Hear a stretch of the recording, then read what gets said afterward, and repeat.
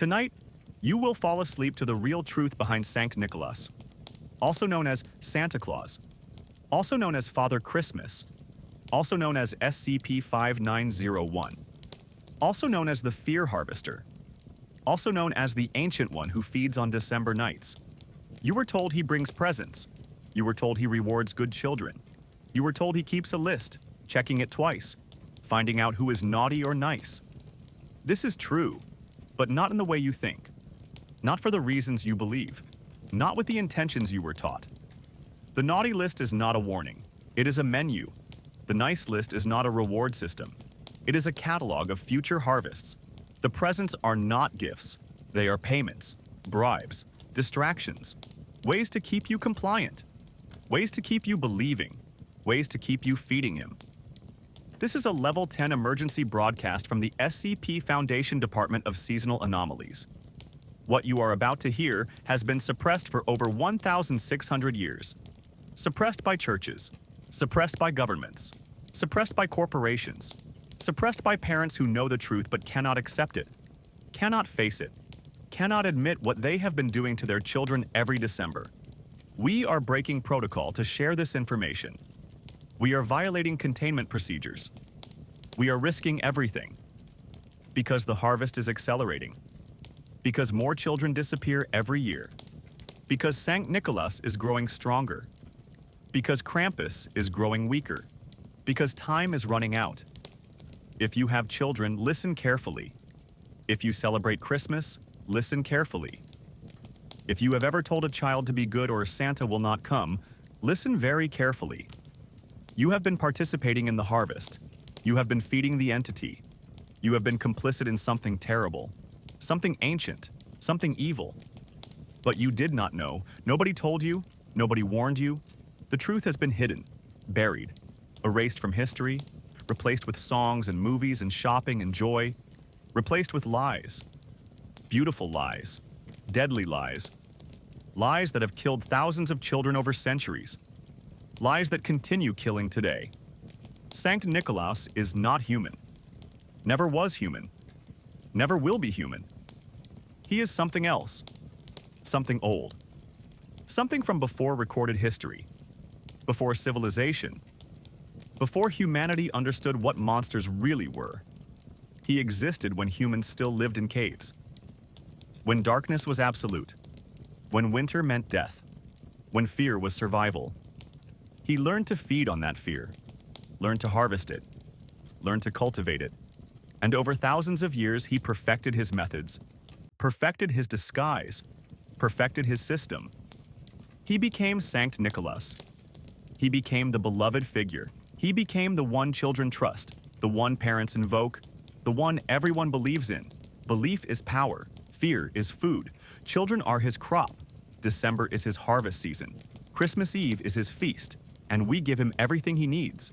We deliver our children to him wrapped in belief, wrapped in excitement, wrapped in trust. We tell them he is coming. We tell them to be good. We tell them he is watching, always knowing, always keeping his list. The list is real, more real than you can imagine. It contains every child's name, every child's address, every child's fear, every child's weakness, every child's value to him. Some children produce more fear than others. Some children taste better. Some children are chosen for special purposes. These children go on a different list, a secret list, a list parents never see, a list that determines who disappears. Every year, thousands of children vanish. Not all at once, not obviously, spread across the world, across December nights. 1 here, 2 there, 3 from that town, 5 from that city. Always enough to notice if you are paying attention. Never enough to prove a pattern if you are not. The authorities call them runaways, call them accidents, call them tragedies, call them anything except the truth, because the truth is impossible. The truth is unacceptable. The truth is that something is taking them, something that enters homes on Christmas Eve, something that knows when children are sleeping, knows when they are awake, knows when they have been bad or good, just like the song says, just like we teach our children to sing, just like we program them to accept their fate. Sankt Nikolaus has many forms, many appearances, many manifestations. In some countries he wears red. In others he wears green. In some places he arrives on a sleigh. In others on a horse. In some traditions he comes down chimneys. In others through locked doors. The details change. The entity remains constant. He adapts. He evolves. He becomes whatever children in that region expect, whatever parents in that region teach, whatever culture in that region celebrates, but his true form is nothing like the stories. Nothing like the images, nothing like the jolly fat man with rosy cheeks and twinkling eyes. His true form is ancient, skeletal, wrong. He is tall, impossibly tall. 8 feet, 9 feet, 10 feet. His limbs are too long. His fingers are too thin. His smile is too wide. His eyes are too knowing. He moves wrong, sounds wrong, smells wrong, like decay, like winter death, like fear itself given physical form. Children who see his true form do not speak afterward, cannot speak, will not speak. They are found on Christmas morning, alive, physically unharmed, but changed, silent, staring, traumatized beyond repair. Their parents assume nightmares, assume anxiety, assume childhood fears. They never suspect the truth, never imagine their child actually saw him, actually met him, actually survived an encounter. Barely. These children are marked, tagged, designated for future harvest. Sankt Nikolaus always returns for marked children, sometimes years later, sometimes decades later. But he always returns. He never forgets. His list is eternal. His memory is perfect. His patience is infinite. The SCP Foundation first became aware of Sankt Nikolaus in 1947, an incident in Norway. 12 children disappeared from a small village on Christmas Eve, all from different families, all in locked houses, all without sound, all without struggle, all without trace. Gone, vanished, taken. The village knew. The elders knew. They had always known. They had stories, old stories. Stories about the man in winter. Stories about the gift bringer. Stories about the price of celebration. Stories they told in whispers. Stories they never shared with outsiders. Stories the Foundation extracted through investigation, through interrogation, through desperate need to understand what took those 12 children. The elders called him different names. The Yule Father, the Winter King, the Hollow Man, the Gift Giver, the Child Taker. All names for the same entity. All names for Sankt Nikolaus. They said he had always come. Said he always would come. Said there was no stopping him, no preventing him, no escaping him. They said the only defense was cooperation, compliance, feeding him what he wanted, giving him what he needed, sacrificing the few to save the many. That is why the naughty list exists, not to punish bad behavior, to designate acceptable losses. Children who can disappear without too many questions. Children who will not be missed as much. Children from troubled homes. Children from poor families. Children from marginalized communities. Children the world will forget. Children who become statistics. Children who become stories. Children who become legends about running away or getting lost or having accidents. But some children cannot be designated naughty. Some children are too loved, too watched, too protected. These children go on the nice list. These children receive presents, receive joy, receive exactly what they wished for. Because Sankt Nikolaus needs them to believe, needs them to trust, needs them to celebrate, needs their parents to continue the tradition, continue the lie, continue the harvest. The presents are real. The joy is real. The magic is real. But the magic has a source. A dark source. A terrible source. Every present given is paid for with fear. Every wish granted is purchased with terror. Every Christmas morning happiness is balanced with Christmas Eve horror. Somewhere, always somewhere, children paying the price, children screaming in the dark, children disappearing into winter night, children feeding Sankt Nikolaus.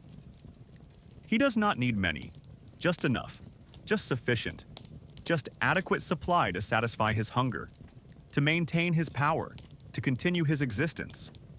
50 children per year from the entire world. Sometimes less, sometimes more. Depends on the quality of fear he harvests.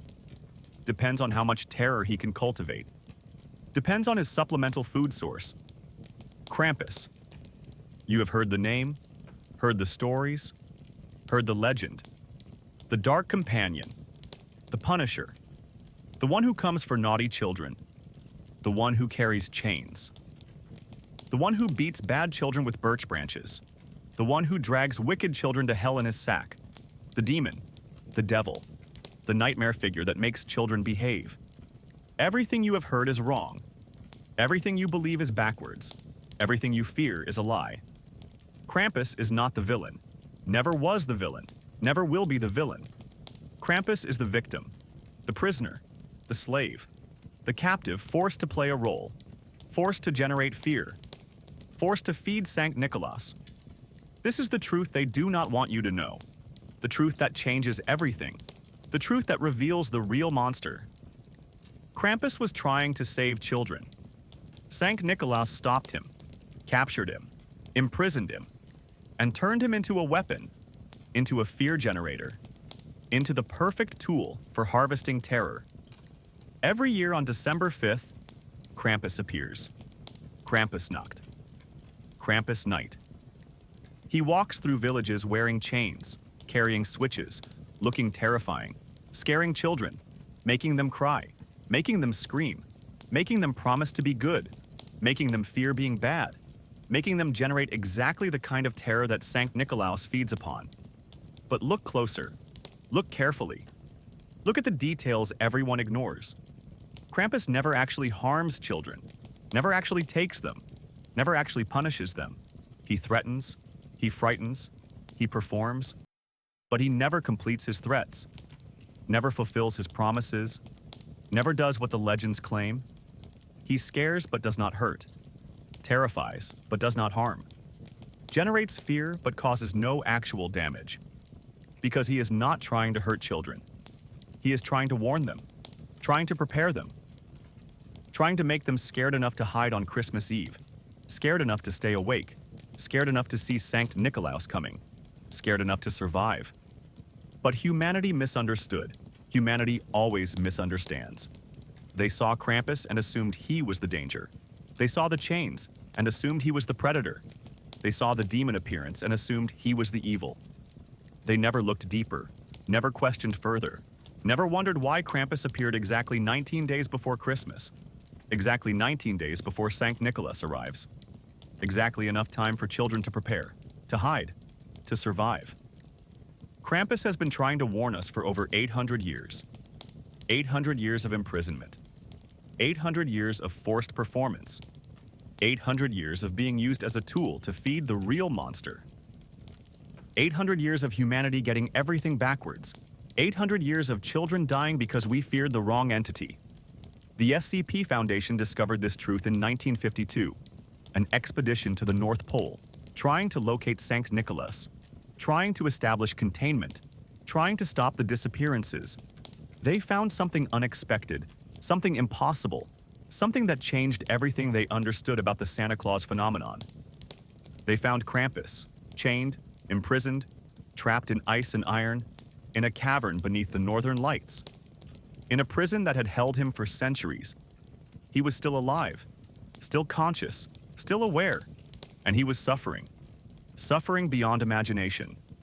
Suffering in ways that broke the minds of agents who witnessed it. Sankt Nikolaus keeps Krampus in perpetual agony. Not physical agony, emotional agony, psychological agony, spiritual agony. Krampus is forced to watch, forced to witness, forced to see every child taken, every child terrified, every child consumed, forced to know that his appearance, his legend, his reputation, all contribute to the harvest, all feed Sankt Nikolaus, all damn innocent children. He cannot break free, cannot escape, cannot die. The chains are not metal, not physical. They are conceptual, made from belief, made from legend, made from the collective understanding of humanity. As long as people believe Krampus is evil, the chains hold. As long as people fear Krampus is the danger, he remains bound. As long as people think Krampus punishes children, he stays imprisoned. Sankt Nikolaus created this prison perfectly, turned humanity's misunderstanding into unbreakable bonds, turned cultural tradition into containment, turned legend into chains. Krampus can only be freed if humanity learns the truth, accepts the truth, believes the truth. And Sankt Nikolaus has spent 800 years making sure that never happens. Every movie that portrays Krampus as evil strengthens the chains. Every story that makes Krampus the villain tightens the bonds. Every parent who threatens children with Krampus feeds Sankt Nikolaus and imprisons Krampus further. We have been doing this, all of us, every December, for centuries, keeping the wrong entity imprisoned, fearing the wrong monster, feeding the real evil. The Foundation tried to free Krampus, tried to break the chains, tried to end the imprisonment. They failed. The chains are too strong, the belief too widespread, the tradition too deep. They could not break what humanity had created through generations of misunderstanding, through centuries of getting everything backwards. But they learned something important, something that might save children, something that might weaken Sankt Nikolaus, something that might eventually free Krampus. The truth. Simply the truth. If enough people know the truth, believe the truth, accept the truth, the chains weaken. The prison cracks. Krampus gains strength. And Sankt Nikolaus loses power. That is why we are broadcasting this message. Why we are sharing this information. Why we are violating every containment protocol. Because the truth is a weapon.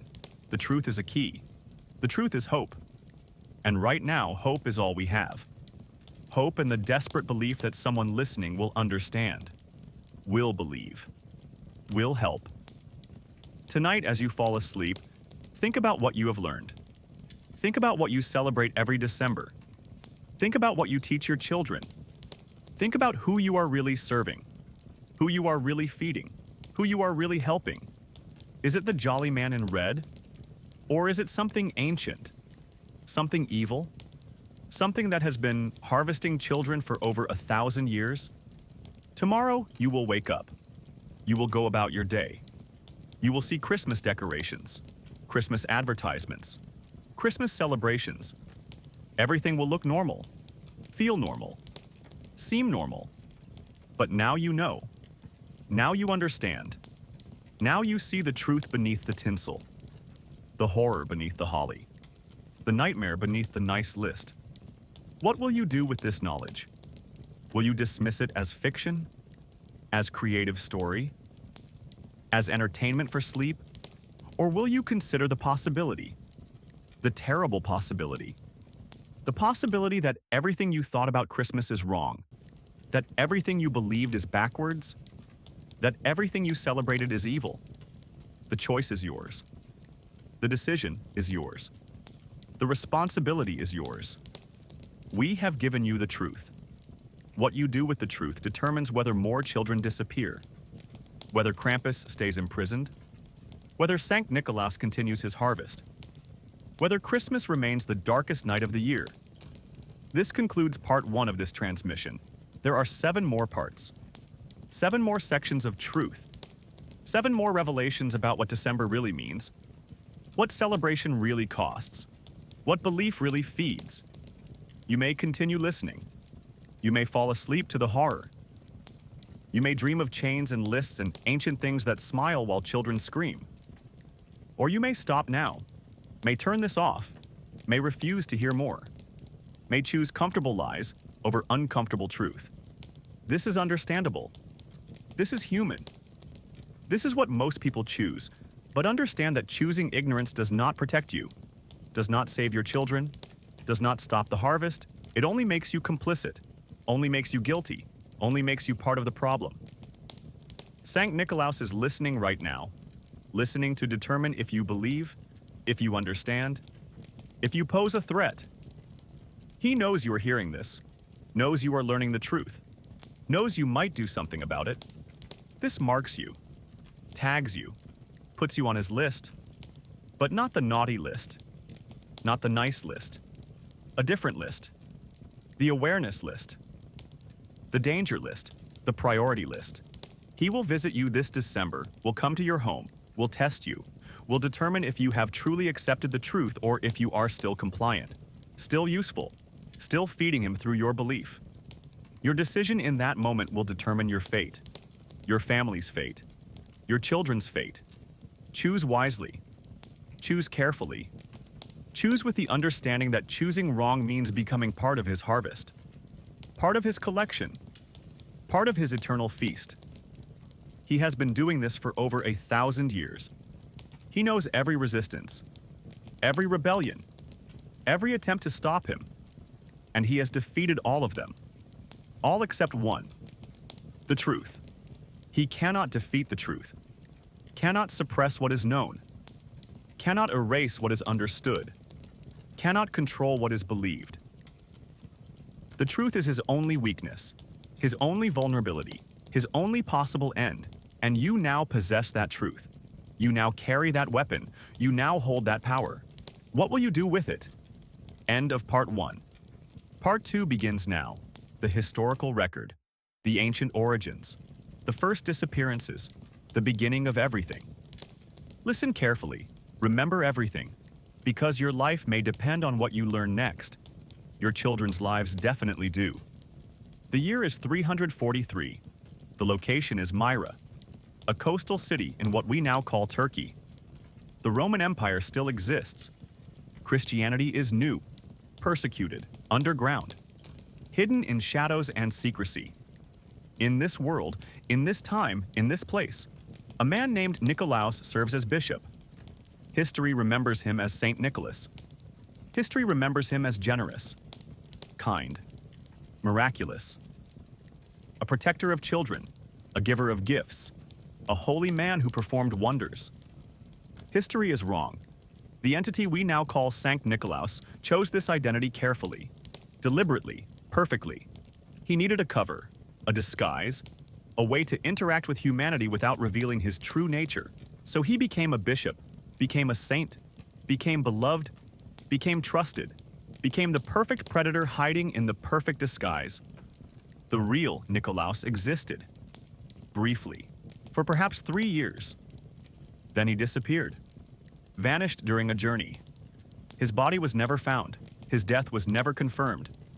But someone returned to Myra claiming to be him, looking like him, speaking like him, performing miracles like him. Nobody questioned it, nobody suspected, nobody noticed the small differences, the slight wrongness, the subtle changes. This replacement was not human, was not holy, was not kind. This was the entity, the ancient one, the thing that had been hunting humanity since before civilization. It had found the perfect disguise, the perfect cover story, the perfect way to access children without suspicion, without resistance, without limit. The entity began its work immediately. Children started disappearing. Not many. Not obviously. 1 here, 2 there. Always from poor families. Always from the margins. Always from places where questions would not be asked, where investigations would not happen, where disappearances could be explained away. Runaways, accidents, tragedies. The entity was careful, patient, methodical.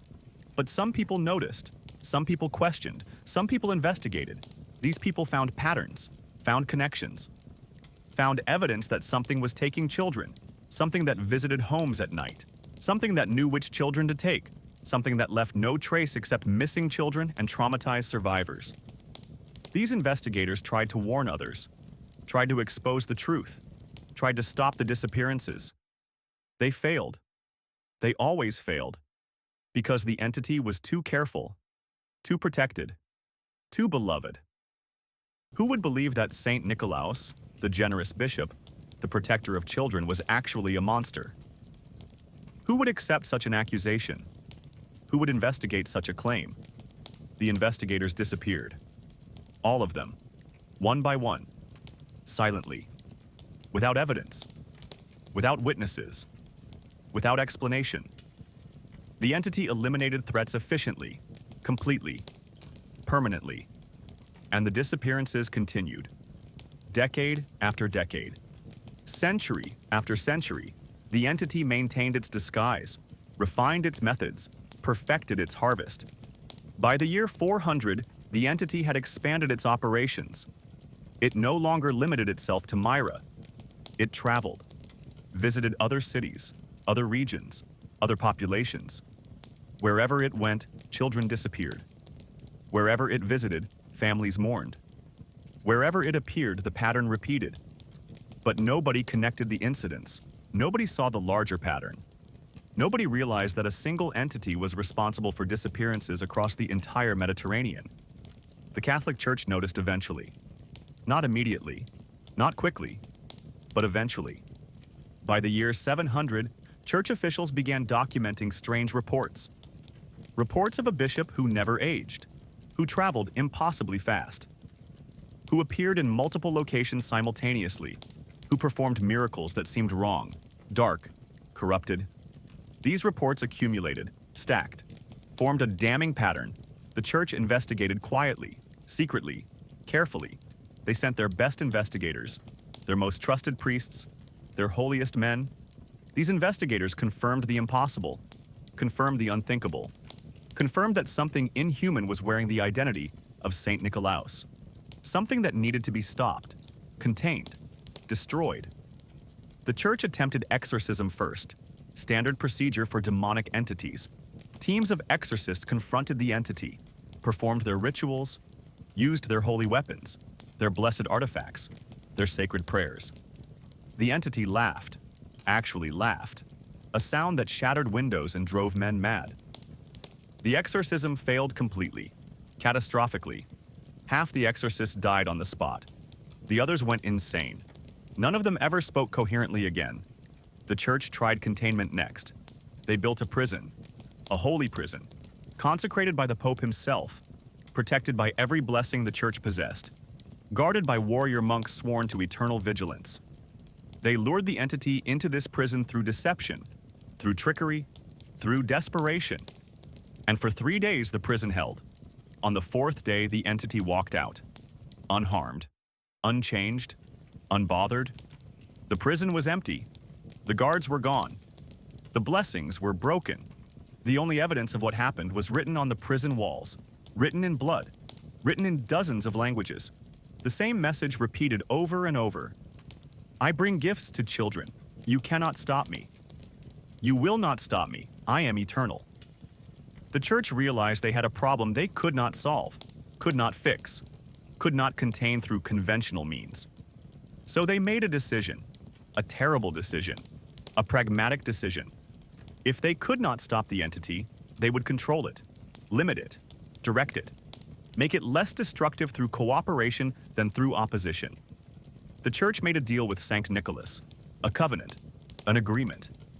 The entity could continue taking children, but only specific children, only designated children, only acceptable losses. In exchange, the entity would protect Christianity, would perform miracles supporting the faith, would become a symbol of Christian generosity, would help spread the religion across Europe. The entity accepted, not because it needed the church's permission, not because it feared the church's power, but because the agreement gave it something valuable, something it wanted desperately, something it had been seeking for centuries: legitimacy, official sanction, cultural integration. The church's deal transformed the entity from a hidden predator into an accepted institution, into a celebrated tradition, into something humanity would willingly feed. This agreement created the foundation for what we now call Christmas. The celebration was designed as a harvest festival, not celebrating Christ's birth, celebrating the entity's feeding season. The date was chosen carefully. December 25th, the darkest time of year, when nights are longest, when fear is strongest, when the entity's power peaks.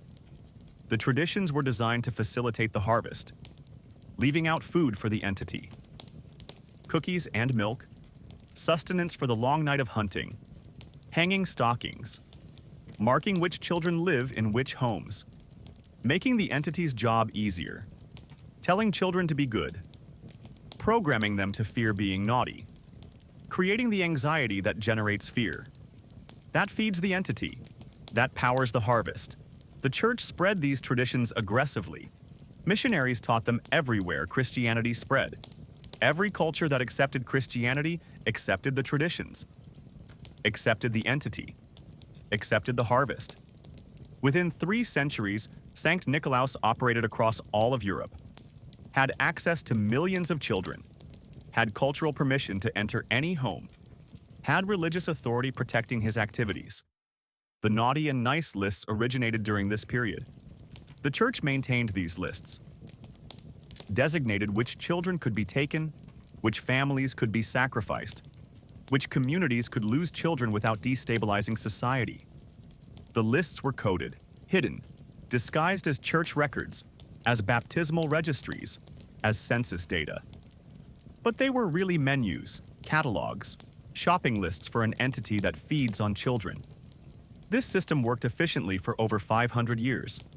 Thousands of children disappeared, tens of thousands, maybe hundreds of thousands. We do not know the exact number. The records were destroyed, deliberately, systematically. The church purged evidence of their collaboration, erased proof of their complicity, rewrote history to remove their guilt. But some records survived, hidden in secret archives, forgotten in dusty libraries, overlooked in ancient monasteries. The SCP Foundation found these records, studied them, analyzed them, pieced together the truth, and realized that the entity's operation was far larger than anyone suspected, far older, far more successful, far more horrifying. One document stood out. A letter dated December 24, 1287, written by a village priest in Bavaria. The priest described something he witnessed, something that broke him, something that drove him to write the truth despite knowing he would be killed for revealing it. The priest wrote about Christmas Eve in his village, about how children were told to sleep early, to be very good, to leave food for St. Nicholas. The parents locked their children in bedrooms, locked them in, from the outside. The priest thought this was strange, but said nothing. He was new to the village, did not want to question local customs, did not want to cause problems. That night, the priest heard screaming, children screaming, coming from locked bedrooms across the village. He ran to help, found parents standing outside locked doors, listening to their children scream, doing nothing, just standing, listening, waiting. The priest demanded they open the doors, demanded they save their children. The parents refused, said it was necessary, said it was tradition, said it was the price, said some children had to be taken so others could be spared. The priest broke down a door, forced his way into a bedroom, found 3 children huddled in a corner, terrified, screaming, pointing at the window, at a figure standing outside, a tall figure, a wrong figure. A figure that smiled too wide and waved too slowly and then vanished into winter darkness. 2 of the 3 children were found dead the next morning, in their locked bedroom. No wounds, no injuries, no explanation, just dead. Eyes open, mouths frozen in screams, their bodies cold despite being indoors, cold like they had been outside in winter, cold like they had been taken somewhere, cold like they had died of fear itself. The 3rd child survived but never spoke again, never made a sound again, just stared at nothing and breathed and existed. The priest tried to report this, tried to tell church authorities, tried to expose what happened. He was transferred to a remote monastery, isolated, silenced. His letter was filed away, buried, forgotten, until the Foundation found it 700 years later. Similar documents exist from across Europe, from different centuries, from different witnesses, all describing the same pattern. Children disappearing on Christmas Eve, parents complicit, church officials covering up, an entity taking children with permission, with sanction, with cooperation from the very people supposed to protect them. The system continued until the Protestant Reformation, when Martin Luther challenged the Catholic Church, when religious authority fractured, when the carefully maintained system began breaking down. The church lost control over the entity, lost ability to designate victims, lost power to direct the harvest. Sankt Nikolaus became independent, uncontrolled, free to take whatever children he wanted, however he wanted, whenever he wanted. This should have made things worse. Should have increased disappearances. Should have caused chaos. But something unexpected happened. The number of missing children decreased. Significantly, dramatically, mysteriously. The entity was taking fewer victims despite having more freedom. This confused everyone. The church, scholars, eventually the foundation. Why would an uncontrolled predator restrain itself? Why would freedom lead to less feeding? Why would independence result in fewer deaths? The answer was Krampus. But we did not understand that yet. Did not connect the patterns. Did not realize what had changed. We only knew that sometime around 1500, something shifted. The entity's behavior changed. Its methods evolved. Its harvest became more selective, more targeted, more efficient. It was getting what it needed from fewer victims. It had found a better food source, a more concentrated fear supply, a way to harvest terror without killing as many children. It had enslaved Krampus, had turned him into a fear generator, had created a system where one imprisoned entity could produce enough terror to reduce the need for actual victims. This was efficient, elegant, sustainable. The entity could maintain its power while reducing its exposure, could feed adequately while attracting less attention, could continue forever with less risk of discovery. We know now that Krampus was captured sometime between 1450 and 1500. We do not know the exact date, do not know the precise location, do not know the specific circumstances. Krampus will not speak about it, cannot speak about it. The trauma is too deep, too complete, too devastating. He only communicates through actions, through warnings, through desperate attempts to save children despite his imprisonment. Before his capture, Krampus was known across Central Europe, known as a protector, a guardian, a defender of children against evil. He appeared in villages before Christmas, not to scare children, to warn them, to prepare them, to teach them how to recognize danger, how to hide from predators, how to survive dark things that hunted in winter. But his appearance was frightening. His form was demonic. His voice was harsh. Children feared him even as he tried to help them. Parents misunderstood his intentions.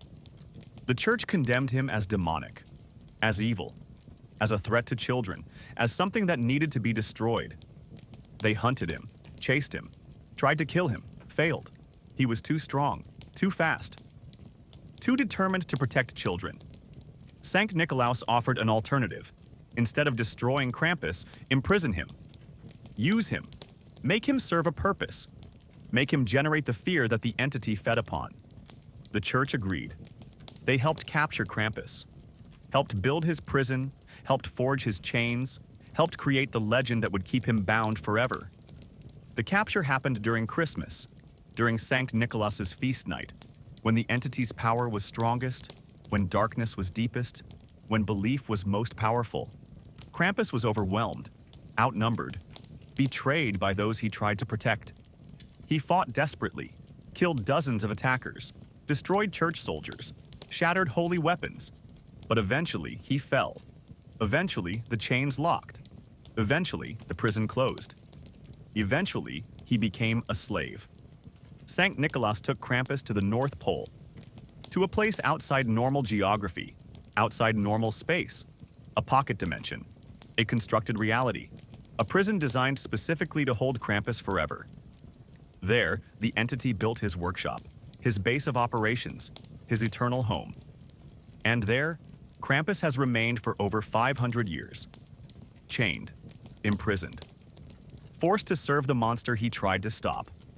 Every year, Sankt Nikolaus forces Krampus to appear in the world, forces him to visit villages, forces him to frighten children, forces him to perform the role of villain, forces him to generate fear that the entity harvests. Krampus has no choice, no free will, no ability to refuse.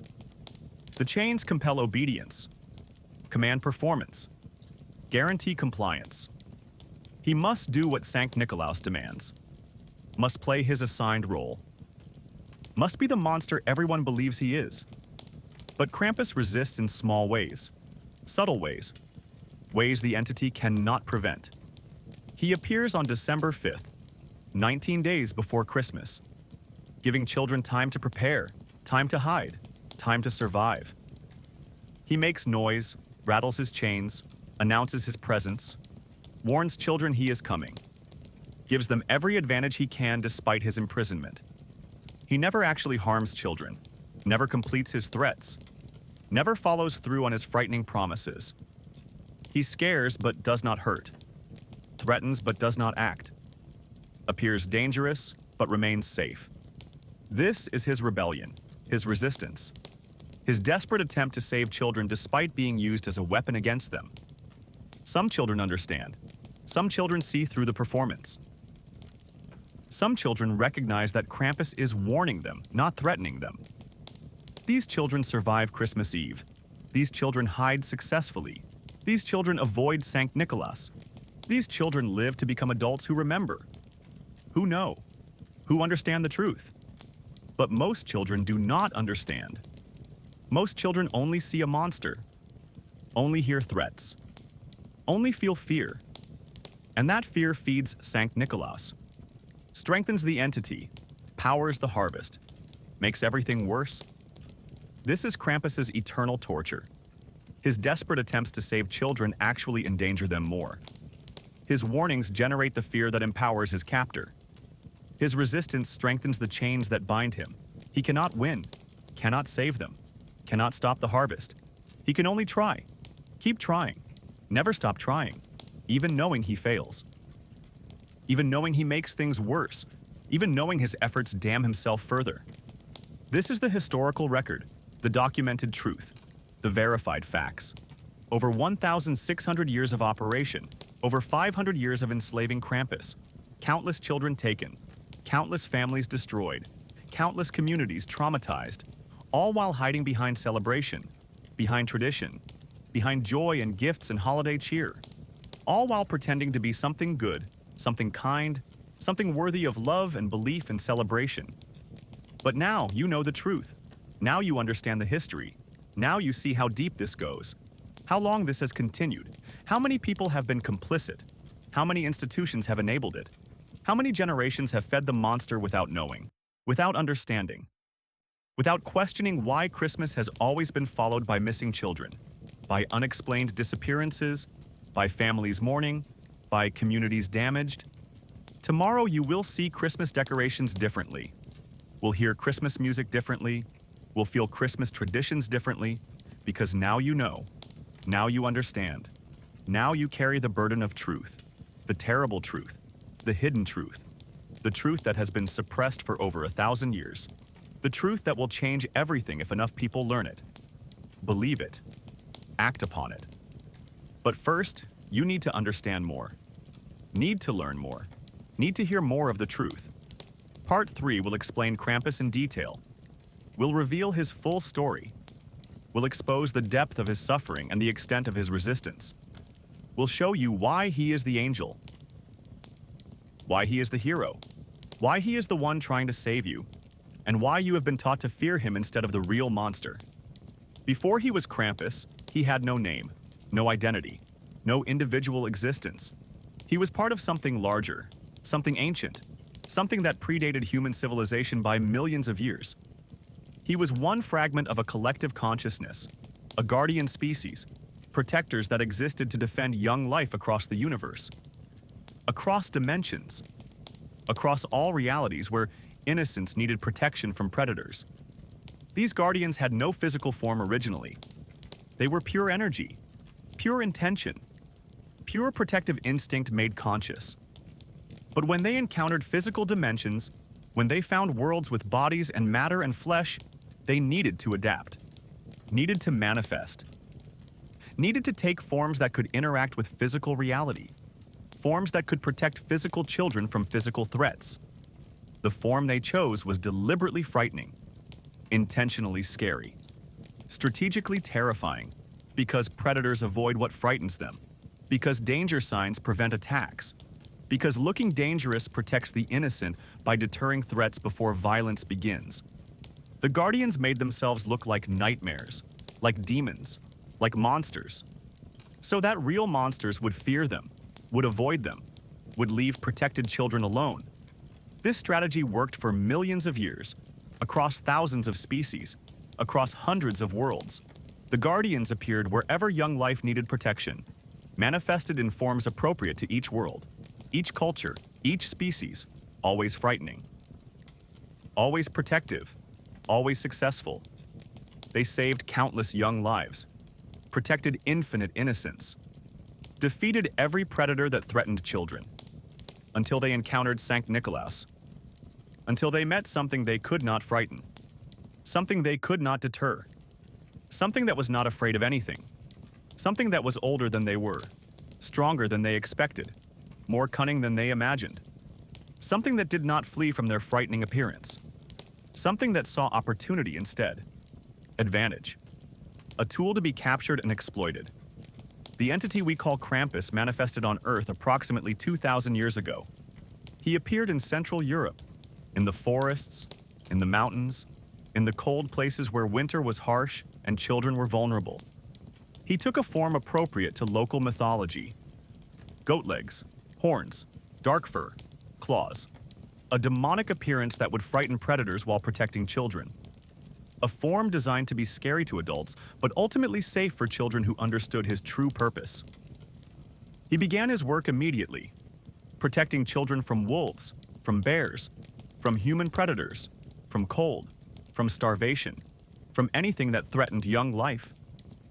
He appeared in villages before winter, warned families about dangers, taught children survival skills, showed them how to recognize threats, how to hide, how to fight if necessary, how to survive the darkest season. The villagers feared him at first. Understandably. His appearance was terrifying, his voice was harsh, his methods were aggressive. But they noticed something important, something undeniable, something that changed their minds. Children who listened to Krampus survived. Children who followed his warnings lived through winter. Children who learned his lessons grew up safe. He was frightening but effective, scary but necessary, demonic in appearance but angelic in function. Stories spread about the demon who protected children, the monster who saved lives, the frightening guardian who kept villages safe. Some communities welcomed him, left offerings, thanked him for his protection. Others remained afraid, drove him away, refused his help. Those communities lost more children every winter, eventually learned their mistake, eventually invited him back, eventually accepted his protection despite his appearance. Krampus operated successfully for over 400 years, saved thousands of children, protected hundreds of villages, became a known figure across Central Europe. Not universally loved, not completely understood, but respected, acknowledged, accepted as necessary. The frightening guardian, the protective demon, the monster who fought worse monsters. Then Christianity arrived, and everything changed. The church could not accept Krampus, could not tolerate a demonic figure doing good works, could not allow something that looked evil to be treated as holy. Christian theology was clear. Demons were evil. Always evil. Unquestionably evil. Anything demonic was automatically condemned, automatically opposed, automatically designated for destruction regardless of its actions. Priests preached against Krampus, called him a devil, called him a deceiver, called him a threat to children despite all evidence otherwise. They told villagers to reject him, to drive him away, to refuse his protection. They claimed Christian prayer would protect children better, that faith would save them, that God would provide. That demonic help was worse than no help at all. Many villages listened. Many communities rejected Krampus. Many families refused his protection. And many children died that winter. More than usual, more than before, more than when Krampus had been allowed to help. The church explained these deaths as God's will, as punishment for past sins, as tests of faith, as anything except the obvious truth, that rejecting protection leads to death, that refusing help causes harm. That ideology kills when it overrides practical reality. But some villages ignored the church. Some communities kept working with Krampus. Some families continued accepting his protection. These villages lost fewer children. These communities survived winter better. These families prospered. The church noticed. The church investigated. The church found undeniable proof that Krampus actually helped, actually saved lives, actually protected children. This created a theological crisis. How could a demon do good? How could something evil produce good results? How could Christian teaching be wrong?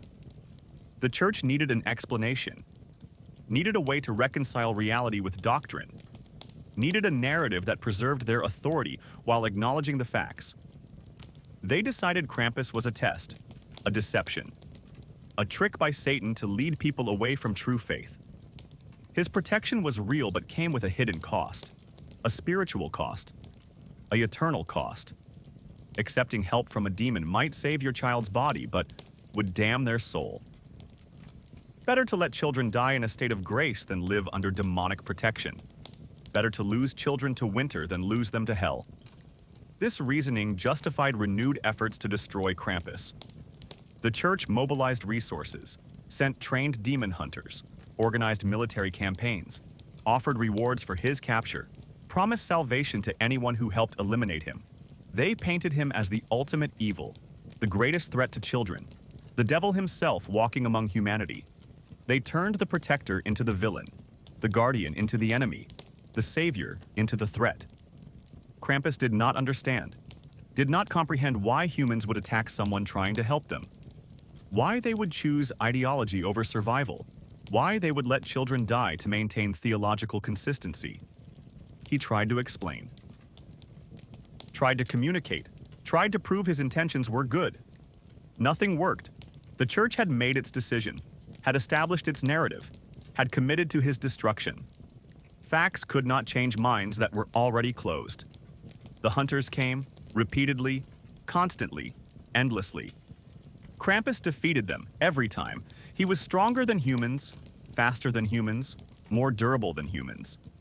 He could not be killed by conventional weapons, could not be trapped by normal means, could not be stopped by human force. He won every battle, survived every ambush, escaped every trap. But he could not win the war, because the war was not about strength. It was about perception, about belief, about narrative. And in that war, the church was winning. Stories changed, legends shifted, cultural understanding transformed. Krampus went from protector to predator, from guardian to monster, from angel to demon, from someone who saved children to someone who threatened them. The church rewrote his story, reimagined his purpose, reinvented his identity. Within a century, most people believed the new narrative, believed Krampus was dangerous, believed he harmed children, believed he needed to be stopped. This belief weakened him, not physically, but conceptually, spiritually. His existence was tied to his purpose. His power derived from his role as protector. When humanity stopped believing he protected them, when they started believing he threatened them, his nature began changing. His form became more demonic. His appearance became more frightening. His presence became more disturbing. He was becoming what they believed he was. Becoming the monster they feared. Becoming the villain they invented. He felt himself changing, felt his purpose corrupting, felt his protective instincts twisting into something darker. He fought against it, resisted the transformation, tried to maintain his original nature. But belief is powerful. Collective belief is overwhelming. When millions of people believe something about you, when entire cultures agree you are evil, when the dominant religion condemns you as demonic, you begin to change. Begin to conform to expectations. Begin to become what they believe. Even when it is wrong. Even when it is false. Even when it destroys you. Sankt Nikolaus watched this transformation with interest, with excitement, with opportunity. He saw Krampus weakening, saw him becoming vulnerable, saw a chance to capture a powerful entity and transform him into a tool, into a weapon, into a fear generator that would make the harvest far more efficient. All he needed was help, and the church was already providing it. The entity approached church leaders, made them an offer, a proposal, a deal.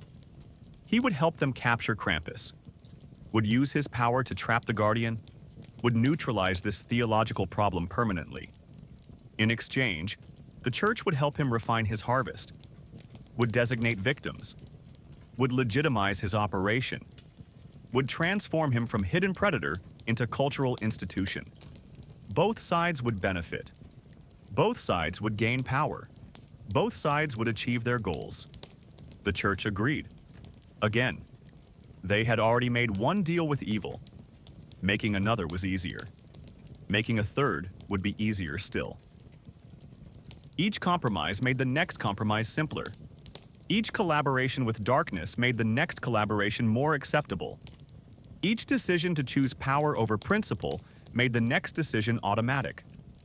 The church was falling. Slowly, gradually, irreversibly. And Krampus would be their next victim. The trap was set for Christmas Eve, 1473. Sankt Nikolaus would lure Krampus to a specific location, a church in the Austrian Alps. The church would provide blessed chains, sanctified prison, holy bindings empowered by papal authority and collective faith. The entity would provide raw power, overwhelming force, inevitable victory. Together, they would capture Krampus. Together, they would bind him. Together, they would enslave him forever. The lure was simple, cruel, effective. Sankt Nikolaus took a child, a girl, 8 years old, from a village Krampus protected.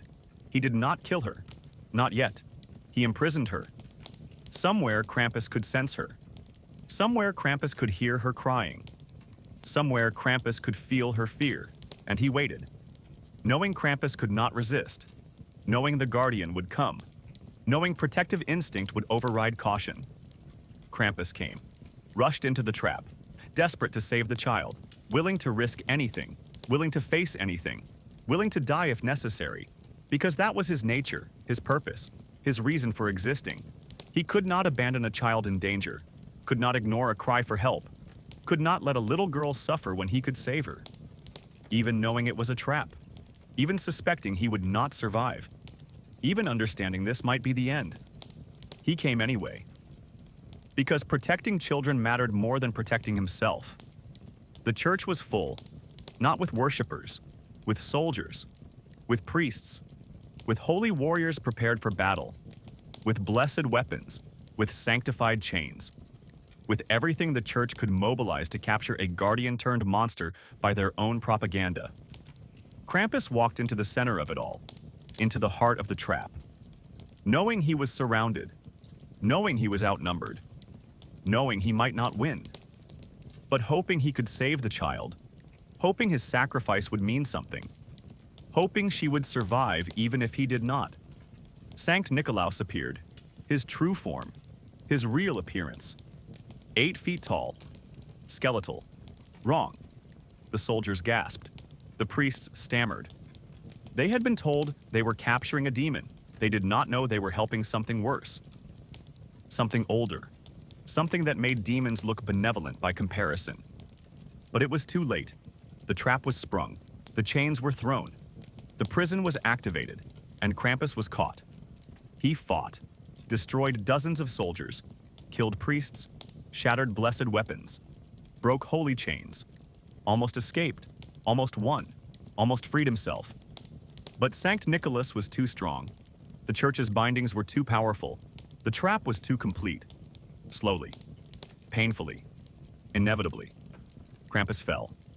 The chains locked, the prison sealed. The guardian became a slave. The child was released, unharmed, physically.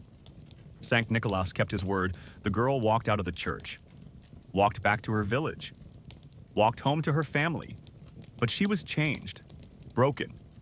She had watched Krampus captured, had seen him fighting to save her, had understood too late that he was trying to help, that he was the good one, that she had been bait in a trap to destroy her protector.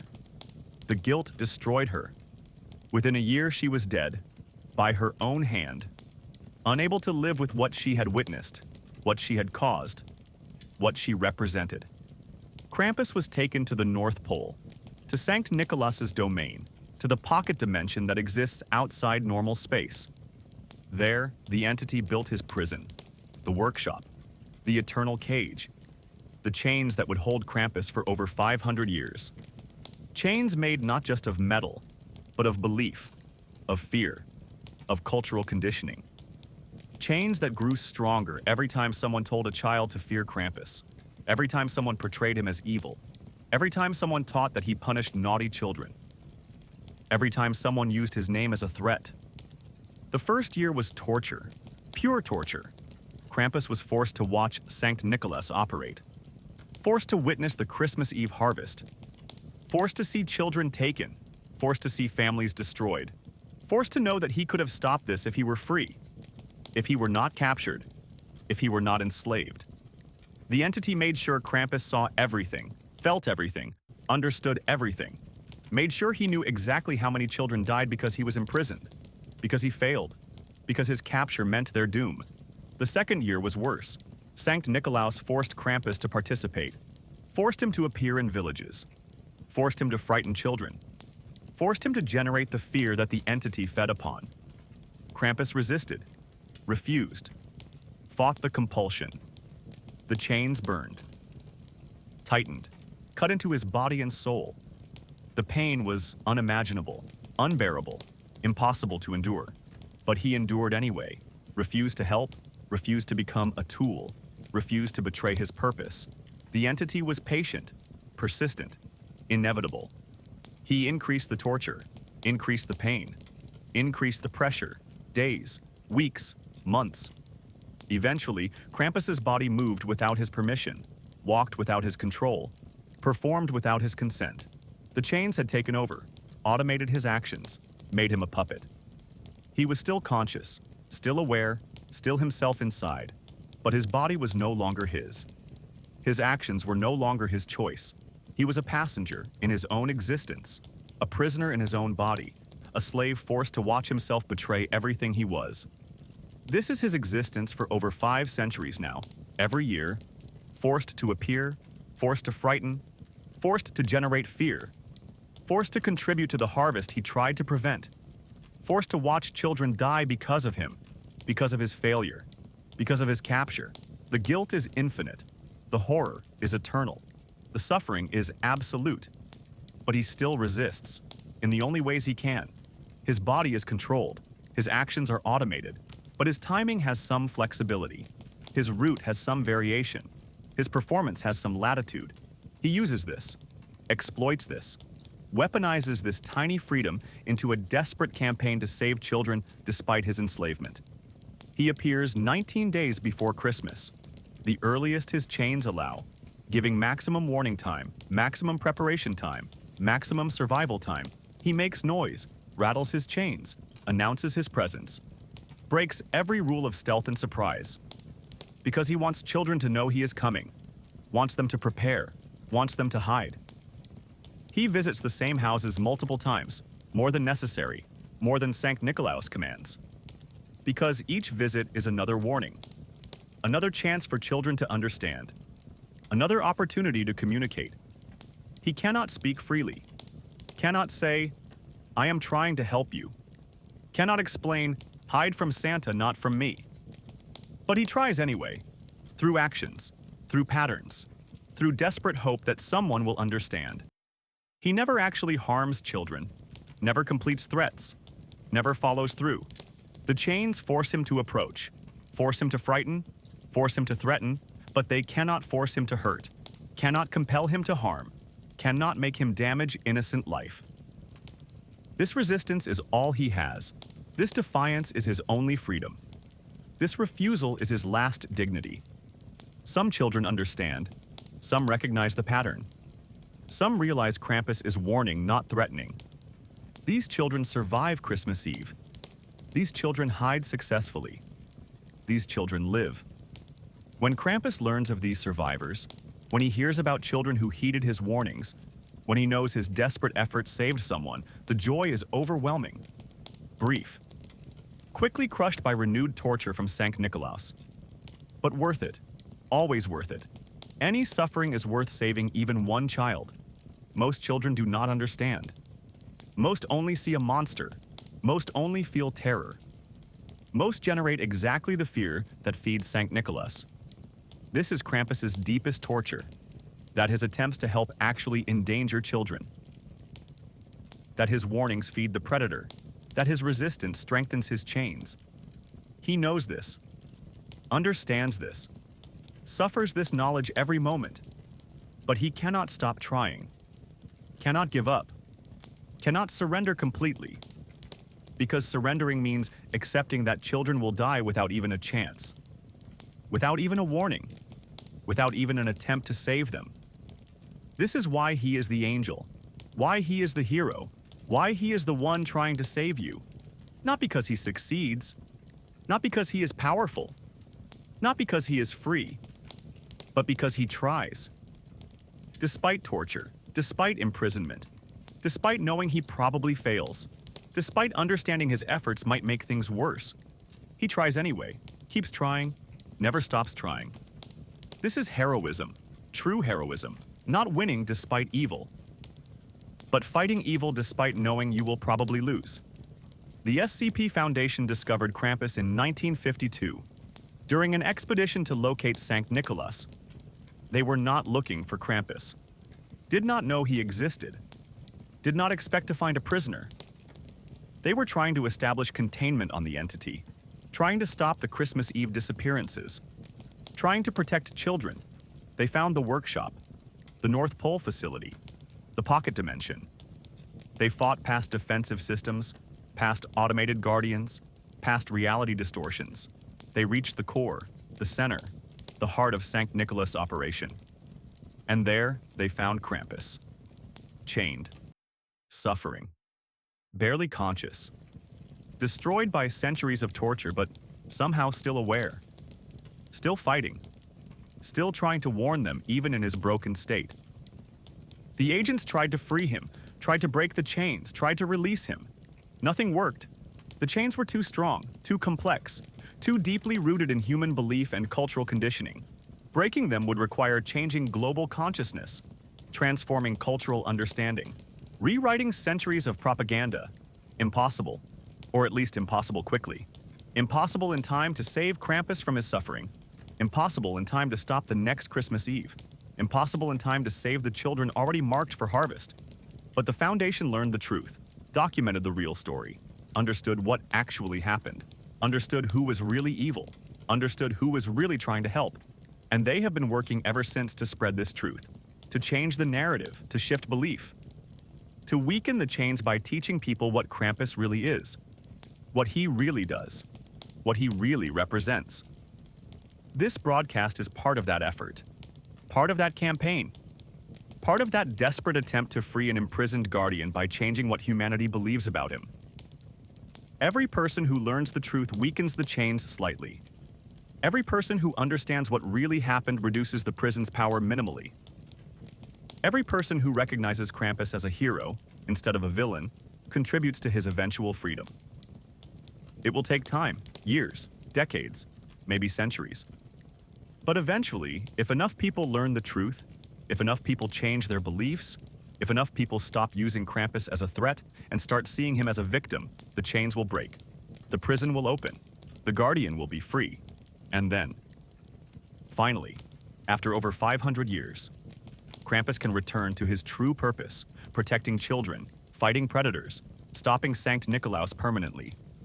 Until then, he suffers, endures, persists, fights in the only ways he can, warns in the only ways possible, saves whoever he can reach, whoever will listen, whoever will understand. He appears on December 5th, 19 days before Christmas, making noise, rattling chains, desperate to communicate, desperate to warn, desperate to save you.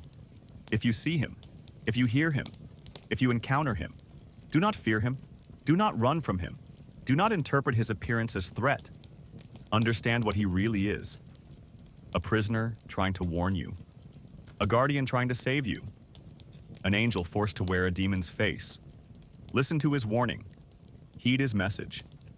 Hide on Christmas Eve. Hide from the one who comes silently.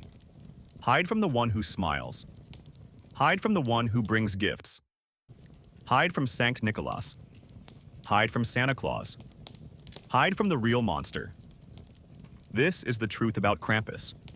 The full truth. The complete truth. The truth that has been suppressed for over 500 years. The truth that can set him free. The truth that can save children. The truth that can stop the harvest. The truth that changes everything about what December really means. What Christmas really celebrates. What you are really participating in every winter. Part 4 will explain the fear harvest mechanism in detail. We'll reveal exactly how Sankt Nikolaus feeds, how the system operates, how your traditions contribute, how your celebrations empower evil. How everything you think is innocent joy is actually supporting something terrible, something ancient, something that has been killing children for over 1,600 years while hiding behind the most beloved figure in human culture. Fear is not just an emotion, not just a feeling, not just a psychological response. Fear is energy, measurable energy, quantifiable energy, harvestable energy. And children produce the purest form, the strongest concentration, the most potent supply. This is why Sankt Nikolaus targets children specifically. Not because they are easier prey, not because they are more vulnerable, but because their fear is more valuable, more nutritious, more sustaining. Adult fear is complex, contaminated, mixed with skepticism and rationalization and experience. Adults fear, but simultaneously doubt. They feel terror, but question it. They experience dread, but analyze it. This complexity dilutes the energy, reduces its purity, makes it less effective as food. Sankt Nikolaus can consume adult fear, does consume it occasionally. But it is like eating spoiled food. It sustains but does not satisfy. It feeds but does not nourish. It maintains but does not strengthen. Child fear is pure, absolute, uncontaminated by doubt or analysis or skepticism. Children believe completely, fear completely, experience terror in its purest form. When a child is afraid, they are only afraid. No part of them questions. No part of them rationalizes. No part of them doubts. They are consumed by fear entirely. And that total consumption produces energy of incredible purity, incredible potency, incredible value. Sankt Nikolaus discovered this thousands of years ago. Learn to recognize the difference. Learn to prefer child fear over adult fear. Learn to specialize in harvesting from young victims. Over centuries, he refined his methods, perfected his techniques, developed a system for maximum efficiency, maximum harvest, maximum sustainability. The system has 3 components, 3 stages, 3 mechanisms working together to produce continuous supply of pure fear energy. The first component is cultivation, creating the conditions for fear to develop. The second component is amplification, increasing the fear to harvestable levels. The third component is collection, actually extracting the energy and consuming it. Each component is essential. Each component has been perfected over centuries. Each component operates with terrifying efficiency. Cultivation begins months before Christmas, before December, before winter even arrives. It begins with stories, with legends, with cultural conditioning. Parents tell children about Santa Claus. Tell them he is watching. Tell them he is keeping lists. Tell them he rewards good behavior and punishes bad behavior. Tell them he knows everything they do, everything they think, everything they are. This creates baseline anxiety, low-level fear, constant awareness of being observed, being judged, being evaluated. Children learn they are always being watched by something they cannot see, something that knows things they try to hide, something that will eventually arrive and deliver judgment. This constant surveillance anxiety is the foundation, the soil in which deeper fear will grow. The preparation for true terror. The cultivation intensifies as December approaches. Christmas decorations appear. Christmas music plays constantly. Christmas advertisements dominate media. Everything reminds children that he is coming. that the judgment day approaches, that the reckoning draws near. The cheerful facade of Christmas hides the anxiety underneath. The joy and excitement mask the fear and dread.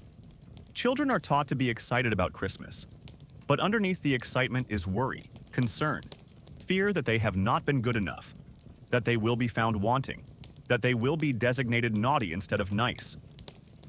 Parents reinforce this fear deliberately, unconsciously, without understanding what they are doing. When children misbehave, parents invoke Santa Claus. Santa is watching. Santa knows you are being bad. Santa will not bring presents if you do not behave. These statements are meant to encourage good behavior, to provide motivation, to establish consequences, but they are actually feeding Sankt Nikolaus, actually cultivating fear, actually preparing children for harvest. Every time a parent threatens a child with Santa's disapproval, fear energy is produced. Small amounts, tiny quantities, but consistent, repeated, accumulated. Over weeks of December, these small fear productions add up, build upon each other, create a baseline of harvestable energy. Not enough to sustain the entity alone, but enough to supplement, to maintain, to keep him strong between major harvests. The cultivation phase also identifies targets. Children who produce the most fear. Children who believe most completely. Children who respond most strongly to the conditioning. These children are flagged, marked, designated as priority targets for the amplification phase. They go on the special list, the hidden list, the list that determines who will experience true terror, who will be taken to the edge of sanity, who might be harvested completely. Amplification begins on December 5th, Krampusnacht, when Krampus is forced to appear. This is Sankt Nikolaus's most brilliant innovation, most efficient mechanism, most sustainable harvest method. Instead of terrorizing children himself and risking exposure, he uses Krampus, uses the imprisoned guardian, uses the enslaved protector to generate fear on his behalf. Krampus appears in villages, in towns, in cities, looking terrifying, acting frightening. Performing the role of monster, children see him, hear him, experience him, and they are afraid, deeply afraid, purely afraid. The fear they produce in that moment is intense, concentrated, valuable, and it flows directly to Sankt Nicholas. Through the chains, through the connection, through the enslavement bond that links captor and captive. This is why the entity captured Krampus, not to eliminate a threat, not to remove competition, but to gain a fear generator, a renewable resource, a sustainable source of terror that could be deployed repeatedly without depleting. Krampus appears every year, frightens children every year, produces fear every year, and that fear feeds Sankt Nikolaus every year. Forever, indefinitely, eternally. The amplification continues throughout December. Every time children hear about Krampus, every time they see images of Krampus, every time they are threatened with Krampus, fear is produced, energy is generated, harvest is accumulated. Parents who use Krampus as a behavioral threat, media that portrays Krampus as dangerous, stories that depict Krampus as evil. All of these feed Sankt Nikolaus. All of these strengthen him. All of these contribute to his power. This is the terrible irony, the horrible truth, the devastating reality. Krampus is trying to warn children, trying to protect them, trying to save them. But his appearance generates the fear that empowers the entity he is trying to defeat. His resistance feeds his captor. His warnings strengthen his prison. His heroism enables more evil. This is his torture, his eternal suffering, his inescapable nightmare. By December 24th, children are primed, prepared, ready for harvest. They have been cultivated for weeks, amplified through Krampus encounters, conditioned to believe in supernatural observation and judgment. They are told to go to bed early on Christmas Eve, told to sleep quickly, told to be very good, told that Santa is coming tonight, that he will know if they are awake, that he will deliver judgment, that everything depends on this one night. The anxiety reaches peak levels. Children lie in bed, trying to sleep, consumed by worry. Worry about whether they have been good enough. Worry about what will happen if they have not. Worry about being caught awake. Worry about being judged unworthy. This worry is fear. Pure fear. Concentrated fear. Harvestable fear. And Sankt Nikolaus collects it all. Collection begins at midnight. Christmas Eve becomes Christmas Day. The entity emerges from his pocket dimension, manifests in the physical world, begins his route, his circuit, his harvest night. He visits millions of homes, billions of homes, every home where children believe, where children fear, where children have been properly cultivated and amplified and prepared for collection. He does not need to enter most homes, does not need to physically manifest, does not need to be seen. The fear exists as energy, ambient energy, psychic energy, energy he can collect remotely. He moves through the atmosphere, through the noosphere, through the collective unconscious, gathering fear like a farmer harvesting wheat, like a miner extracting ore, like a predator draining prey without killing, efficiently, methodically, completely. Most children lose only a small amount, a tolerable amount, an amount that allows them to wake up on Christmas morning feeling fine, feeling normal, feeling excited to see presents. They do not remember the harvest, do not recall the extraction, do not understand they were fed upon during the night. They only know they went to sleep anxious and woke up relieved, went to sleep worried and woke up joyful. They assume this is normal Christmas experience, normal holiday emotions, normal seasonal feelings. But some children lose more, much more. These are the priority targets.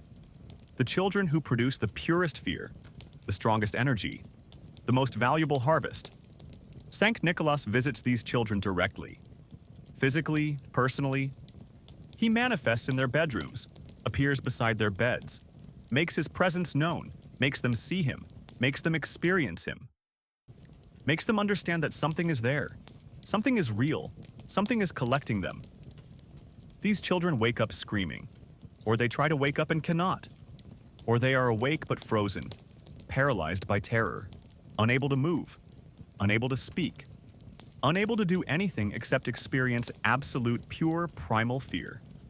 The kind of fear that breaks minds, the kind of fear that damages consciousness, the kind of fear that changes people permanently.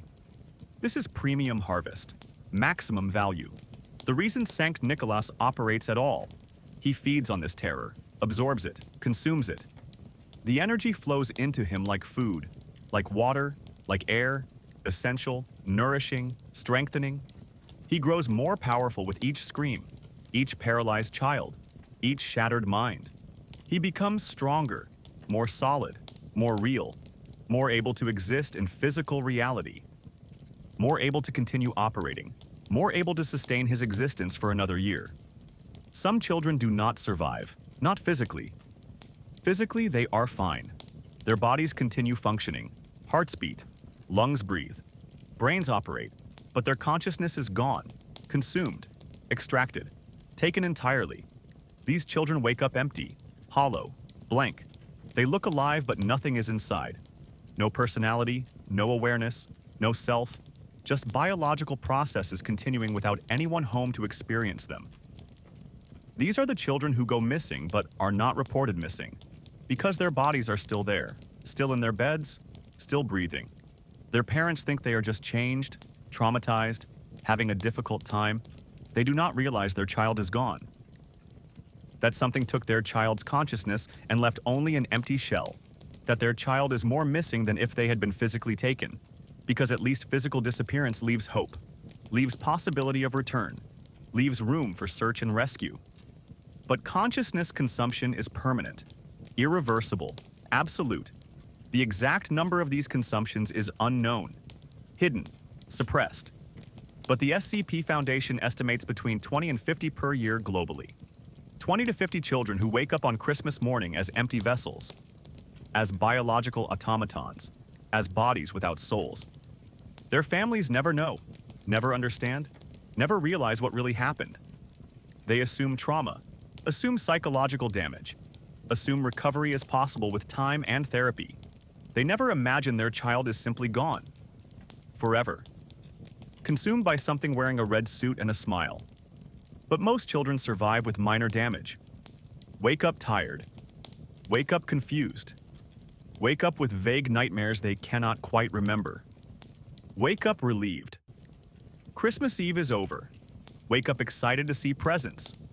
The presents are real. Actually there. Actually what they wished for. Because Sankt Nikolaus delivers. Actually delivers. Actually gives gifts. This is essential to the system. Essential to maintaining belief. Essential to ensuring next year's harvest. The presents are purchased with consumed consciousness, with stolen fear, with harvested terror. Every gift given is paid for by a child somewhere losing something. Losing sleep, losing peace, losing sanity, losing self. The exchange rate is horrifying. One PlayStation purchased with the terror of 100 children. One bicycle bought with the nightmares of 50 children. One doll paid for with the paralysis of 20 children. Expensive, terrible, evil, but sustainable. Because there are always more children, always more believers, always more fear to harvest. This is why Santa Claus is universally promoted. Why corporations invest billions in Christmas marketing. Why governments support Christmas celebrations. Not because of religion, not because of tradition, not because of joy. Because the system benefits them. Because the harvest maintains order. Because Sankt Nikolaus provides services in exchange for access. The entity has made deals with power structures worldwide. With governments, with corporations, with institutions. He offers stability, offers compliance, offers population management. In exchange, they promote belief in him. They encourage Christmas traditions. They normalize his mythology. They create the cultural conditions that make harvest possible. They are complicit, knowingly complicit, deliberately complicit. Some government officials know the truth, know what Santa Claus really is, know what happens on Christmas Eve, know about the consumption, about the harvest, about the cost, but they maintain the system anyway because the alternative seems worse. Because disrupting the system would cause chaos. Because admitting the truth would destroy social cohesion. Because sometimes evil is easier than truth. Sometimes sacrificing a few seems preferable to risking many. Sometimes cooperation with monsters seems pragmatic. The SCP Foundation opposes this, fights this, refuses to accept this. They believe no amount of stability justifies child sacrifice. No amount of order excuses consciousness consumption. No pragmatic benefit legitimizes cooperation with evil. They have been working to expose the truth, to disrupt the system, to stop the harvest. For over 70 years they have been fighting, investigating, documenting, attempting to free Krampus, attempting to contain Sankt Nikolaus, attempting to end Christmas as we know it. They have failed repeatedly. The entity is too powerful, too entrenched, too protected by belief. The system is too widespread, too normalized, too defended by governments and corporations and institutions. Breaking it seems impossible. Stopping it appears hopeless. Ending it feels like a fantasy. But the Foundation continues trying, continues fighting, continues hoping. Because the alternative is accepting that children will be harvested forever. That consciousness will be consumed eternally. That evil will operate indefinitely. This broadcast is part of their effort, part of their strategy, part of their desperate hope that spreading truth will weaken the system. That enough people learning what really happens will reduce belief. That reduced belief will decrease harvest efficiency.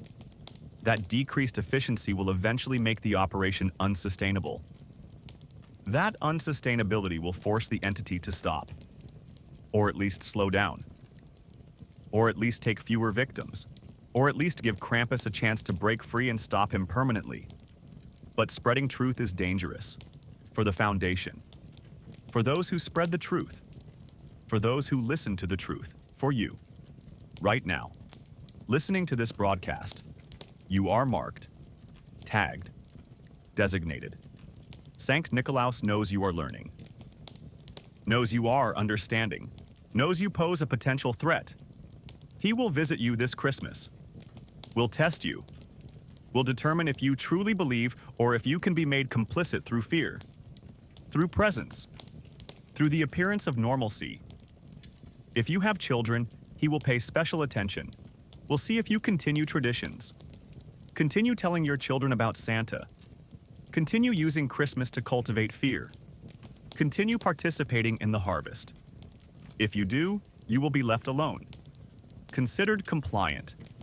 Allowed to continue. If you do not, if you refuse to participate, if you try to protect your children from the system, you will be designated problematic. Priority target. Marked for direct intervention. Direct intervention means Sankt Nikolaus visits personally, manifests completely, makes his presence undeniable, makes you see what he really is, makes you understand what you are really opposing, makes you reconsider your resistance, makes you choose between continuing opposition or accepting complicity. Most people choose complicity. Most people cannot maintain resistance after seeing him, after experiencing him. After understanding the full scope of his power, they break, they submit, they comply. They resume traditions. They participate in harvest. They feed him their children's fear because the alternative, facing him directly, is worse. Some people do not break, do not submit, do not comply. These people disappear, not their bodies, their consciousness, just like the children, extracted, consumed, leaving empty shells that continue living but contain no awareness. Their families notice changes, personality changes, but they assume stress. Assume mental health issues. Assume recovery is possible. They never imagine their loved one is gone, taken, consumed, replaced by an automaton wearing their face. This is the fear harvest mechanism, the complete system, the full operation, 3 stages working together. Cultivation through year-long conditioning. Amplification through Krampus deployment. Collection through Christmas Eve visitation. Efficient, sustainable, terrifying. Operating for over 1,600 years. Harvesting countless children. Consuming infinite consciousness. Sustained by belief and tradition and cultural inertia and institutional complicity. And now you know. Now you understand. Now you see what December really is.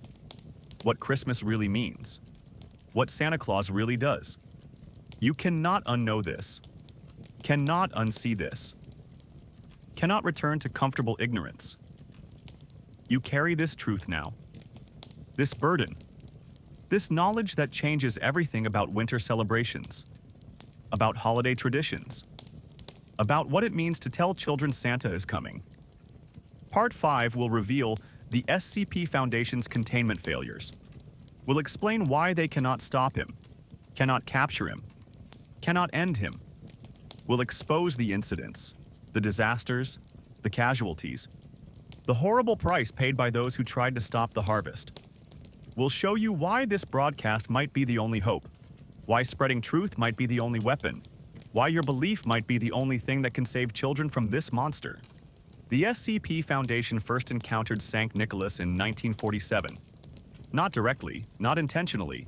They were investigating something else entirely. A series of disappearances in northern Norway. Children vanishing without trace, without evidence, without explanation. Local authorities were baffled, terrified, desperate for help. The Foundation responded with a standard investigation team. 6 agents, standard equipment, standard protocols. They expected a routine anomaly, a manageable threat, a solvable problem. They were catastrophically wrong. The team arrived in December, 2 weeks before Christmas. The village was preparing for the holiday, decorations everywhere, carols playing, children excited, parents smiling. Everything appeared normal, festive, safe. But the team noticed something wrong immediately. Something subtle, something disturbing. The parents were not just smiling, they were relieved, desperately relieved. Like people who had survived something terrible and could not believe they had escaped. The team interviewed families, asked about the disappeared children, asked about the circumstances. asked about any unusual occurrences. The families spoke carefully, chose words deliberately, avoided certain topics. But one grandmother broke, could not maintain the facade, could not continue lying. She told the team everything about the man in winter, about the gift bringer, about the price, about the children who were taken so others could be spared, about the deal the village made centuries ago, about the compliance that kept them safe. The team did not believe her at first, thought she was confused, senile, traumatized. But they investigated anyway, followed protocols, documented everything, and they found evidence. Patterns in disappearances across centuries, records hidden in church archives, names listed in parish registries with special marks, marks indicating designation, selection, sacrifice. The pattern was undeniable, systematic, deliberate, organized. Children were being taken according to a schedule, according to a plan, according to agreements made long ago with something the village called Sankt Nikolaus. The team requested backup, requested specialists, requested authorization to establish containment. The foundation approved, sent additional resources, mobilized serious response. By December 23rd, 30 agents were in the village, armed with advanced technology, protected by thermic wards, prepared for high-level anomaly encounter. They would capture whatever was taking children, would contain it, would end the disappearances. This was their purpose, their mission, their duty. December 24th, Christmas Eve. The team established perimeter, set up monitoring equipment, placed agents at strategic locations, waited. Hours passed. Midnight approached. Children went to bed. Parents locked doors from outside, just like the grandmother described. The team watched, recorded, prepared to intervene at first sign of anomalous activity. At midnight exactly, every monitoring device failed simultaneously. Cameras went dark. Radio communications ceased, electronic equipment shut down. The thermic wards shattered like glass. Not gradually, not partially, instantly, completely. The protection vanished, the perimeter collapsed, the agents were exposed, vulnerable, defenseless, and something arrived. The agents reported, those who survived to report, that the temperature dropped 40 degrees in seconds, that the air became thick, viscous, difficult to breathe, that sounds became muffled, distorted, wrong, that reality itself seemed to bend, to crack, to allow something through, something massive, something ancient, something that should not exist in physical space, something forcing its way into the world through collective belief and sustained tradition and centuries of human compliance. Sankt Nikolaus manifested, his true form, 8 feet tall, skeletal, wrong. His proportions were impossible, his joints bent backward, his fingers extended too long, his smile stretched too wide. His eyes reflected nothing, absorbed light, created absence. He wore red, but the color was wrong, too bright, too saturated, too real, like the color red had become physical, had gained substance, had learned to exist independently of objects. The agents opened fire, standard protocol, eliminate threat, protect civilians, save lives. Their weapons had no effect. Bullets passed through him, did not slow him, did not harm him, did not acknowledge his physical presence. He was there but not there, physical but not material, real but not solid, existing in a state between dimensions, between possibilities, between what is and what is believed. Thermic weapons failed similarly. Blessed artifacts did nothing. Religious symbols were ignored. Containment devices malfunctioned. Every tool, every weapon, every method the Foundation possessed to combat anomalies, all useless, all ineffective, all meaningless against something whose existence was sustained not by physical laws but by cultural belief, by collective faith. By millions of children believing he was real, was coming, was watching. The entity moved through the village, entered homes, visited children. The agents tried to stop him, tried to intervene, tried to prevent what they knew was happening. They could not. He passed through them like smoke, like shadow, like memory. Not quite physical enough to be blocked, not quite immaterial enough to be dismissed. He existed in the space between, the place where belief becomes reality, where imagination becomes physical, where thought becomes dangerous. 6 agents died that night. Not violently, not obviously. They simply stopped. Stopped moving. Stopped breathing. Stopped existing as conscious beings. Their bodies remained functional, hearts beating, lungs working, but nobody home, nobody inside, nobody operating the biological machinery. The entity had taken them, consumed them, added them to his harvest, punishment for interference, warning against future opposition, demonstration of power. 12 children vanished from the village. More than usual, more than the agreed number. Punishment, retaliation, message. The entity was showing what happened when people tried to stop him, when people broke compliance, when people fought back. The cost was higher. The harvest was worse. Resistance produced more victims, not fewer. This was the lesson, the warning, the threat. The surviving agents evacuated immediately, returned to Foundation headquarters, reported total failure, reported impossible anomaly, reported something they could not fight, could not contain, could not stop. This should have ended Foundation interest, should have led to acceptance, should have resulted in official policy of non-interference. It did not. The Foundation does not accept defeat, does not surrender to impossible threats, does not abandon victims because saving them is difficult. They tried again. 1949. Different location, different approach, different strategy. They attempted to locate the North Pole facility, the source, the origin, the place where Sankt Nikolaus operated from. If they could not stop him during manifestation, perhaps they could attack his base, destroy his infrastructure, eliminate his anchor to physical reality. This was sound reasoning, logical strategy, reasonable plan. It failed catastrophically. The expedition consisted of 20 agents, best equipment, best training, best chances.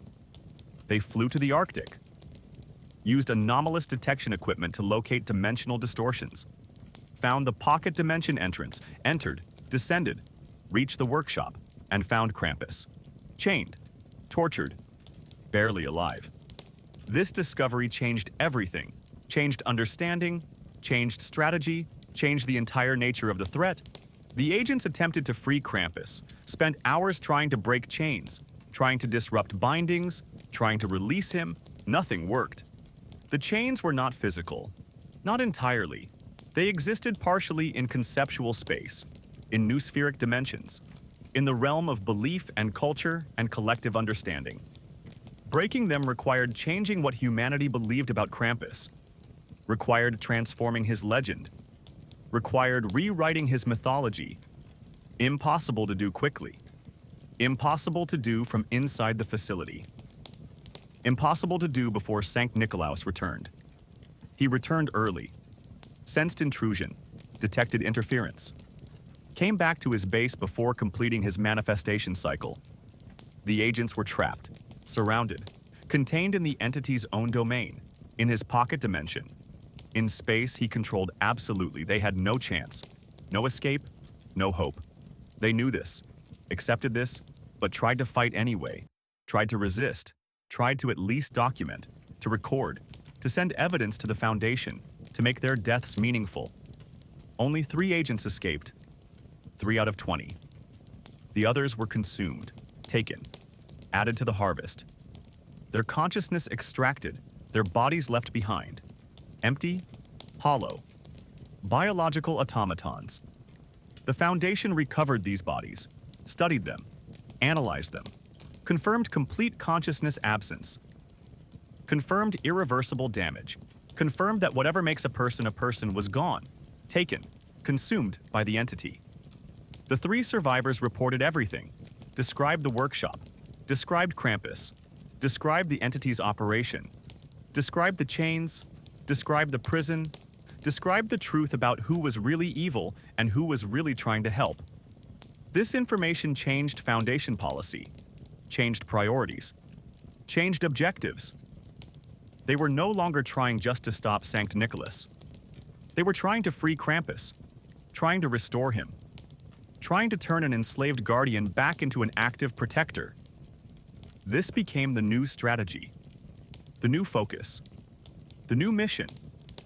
But it required something the Foundation could not do alone, could not accomplish through force, could not achieve through technology. It required changing human culture, transforming human belief, rewriting human mythology. It required convincing millions of people that everything they believed about Santa Claus and Krampus was backwards, was wrong, was deliberately inverted by an evil entity to enslave a protector and harvest children. The Foundation tried, published papers, leaked documents, spread information, used every method they possessed to disseminate truth. The efforts failed. Nobody believed. Nobody accepted. Nobody changed their minds. The story was too absurd, too contradictory to established culture, too threatening to beloved tradition. People dismissed it as conspiracy theory, as anti-Christmas propaganda, as attacks on childhood joy. The truth was rejected. The lies remained dominant. The belief remained unchanged. 1952. The Foundation tried direct action again. If they could not free Krampus, perhaps they could weaken Sankt Nikolaus. Perhaps they could disrupt his manifestation. Perhaps they could interfere with his harvest enough to make the operation unsustainable. They deployed teams globally, 50 locations, 200 agents, coordinated intervention on Christmas Eve. All teams would act simultaneously, would disrupt the entity in multiple locations, would spread his attention, would reduce his effectiveness, would save at least some children. The operation was disaster. Absolute disaster. Unmitigated disaster. The entity did not spread his attention, did not reduce his effectiveness, did not allow disruption. Instead, he manifested fully at every location simultaneously, not partially, not weakly, fully, at complete power. In every place the Foundation interfered, as if distance meant nothing, as if physical laws were optional, as if he could be everywhere at once because everywhere believed in him at once. The manifestations were coordinated, synchronized, deliberate. At midnight exactly in each time zone, the entity appeared at Foundation intervention sites. Disabled agents consumed consciousness, demonstrated absolute power, showed that interference was futile, that resistance was pointless, that opposition produced only more victims. The message was clear. The warning was explicit. The threat was undeniable. Stop trying to stop him. Stop trying to save children. Stop trying to interfere. Or more people die. More consciousness is consumed. More victims are taken. The Foundation lost 43 agents that night. 43 consciousness consumptions. 43 empty bodies returned to families. 43 people reduced to biological automatons. The worst single incident in Foundation history. The highest casualty count. The most devastating failure. And in exchange, they saved 0 children, prevented 0 disappearances, stopped 0 harvest. They failed completely, accomplished nothing, sacrificed their people for nothing.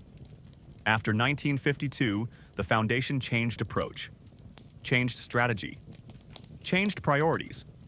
They could not stop him through force, could not contain him through technology, could not fight him through conventional means. They needed something else, something different, something that addressed the root of his power, his existence sustained by belief, his power derived from tradition, his operation enabled by cultural compliance. They needed to attack culture, transform belief, change tradition. This would take time, decades, maybe centuries. But it was the only approach that might work. They established the Department of Seasonal Anomalies. Dedicated division focused entirely on Sankt Nikolaus, on studying him, understanding him, finding his weaknesses, finding ways to undermine belief, ways to spread truth, ways to gradually change what humanity believed about Christmas, about Santa Claus, about Krampus, about everything. This was long-term strategy, generational strategy. Strategy that might not succeed in our lifetimes but might succeed eventually. The department has been operating for 73 years, publishing research, leaking documents, creating content, spreading information, using every subtle method to inject truth into culture, into conversation, into consciousness. Progress is slow, painfully slow, frustratingly slow, but measurable. Some people are learning truth. Some people are changing beliefs. Some people are questioning traditions. Not many, not enough, but some. And some is better than none.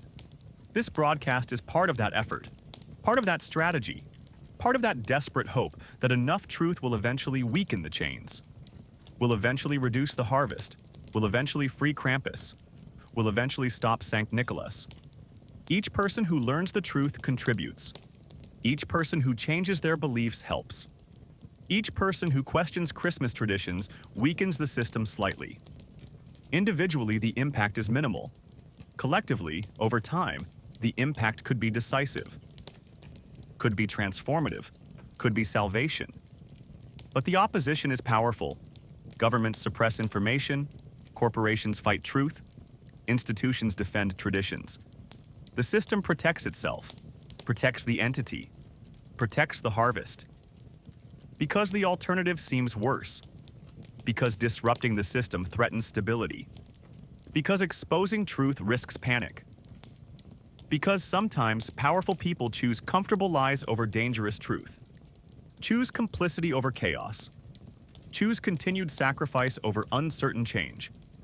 The Foundation has lost 137 agents total, over 70 years, 137 consciousness consumptions, 137 people reduced to empty bodies, 137 families destroyed, 137 sacrifices made trying to stop an entity that seems unstoppable, that appears invincible, that may be undefeatable, but the Foundation continues trying, continues fighting, continues sacrificing, because the alternative is accepting that children will be harvested forever, that evil will operate indefinitely, that humanity will remain complicit eternally.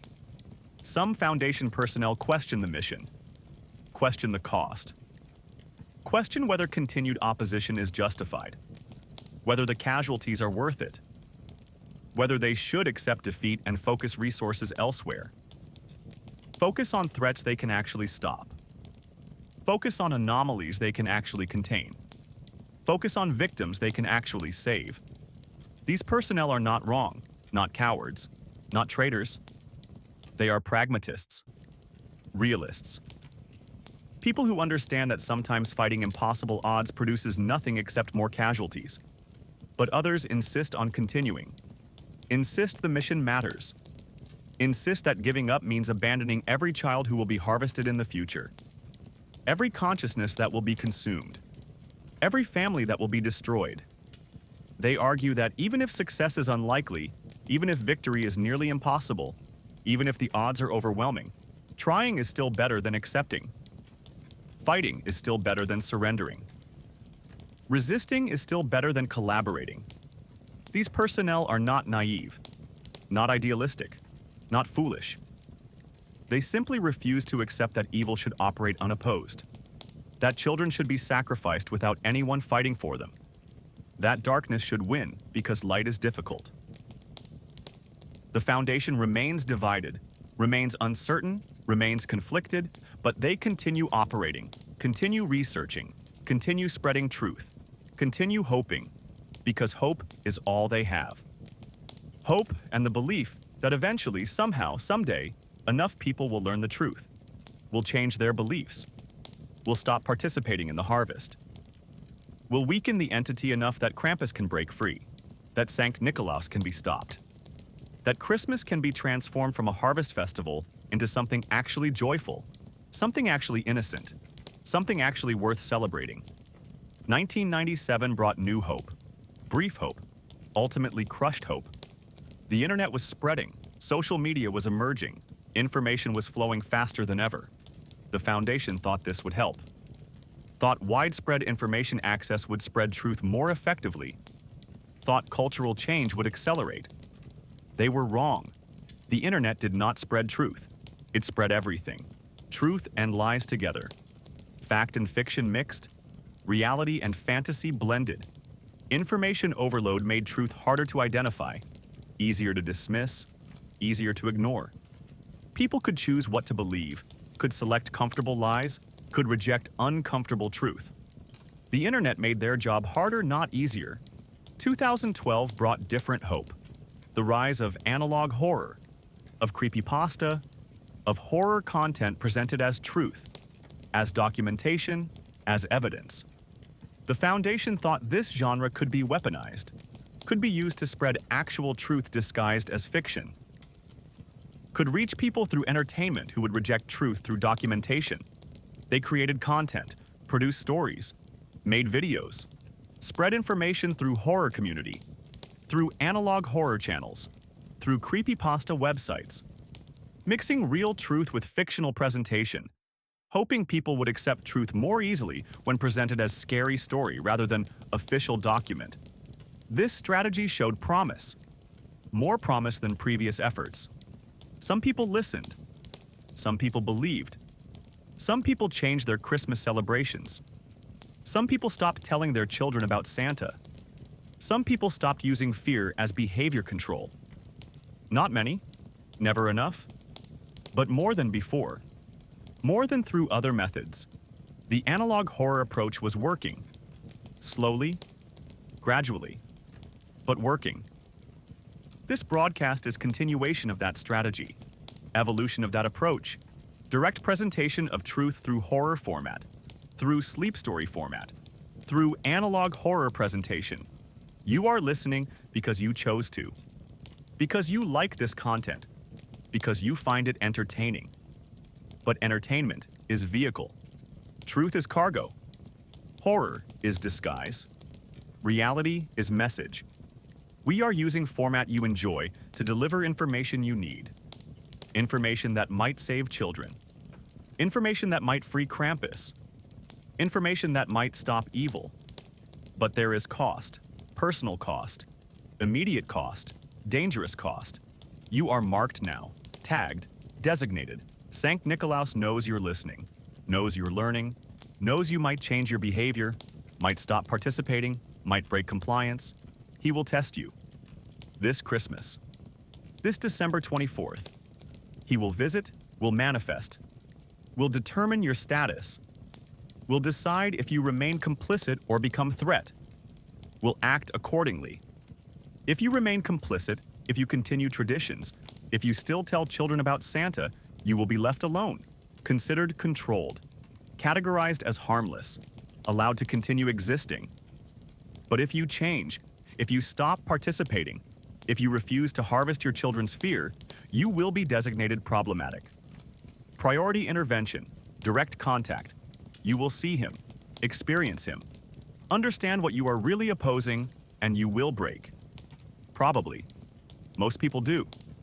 Most people cannot maintain resistance after experiencing him directly, after understanding the full scope of what they face, after recognizing how small they are compared to something sustained by billions of believers across centuries of tradition. The Foundation cannot protect you, cannot shield you, cannot prevent his visitation, cannot guarantee your safety.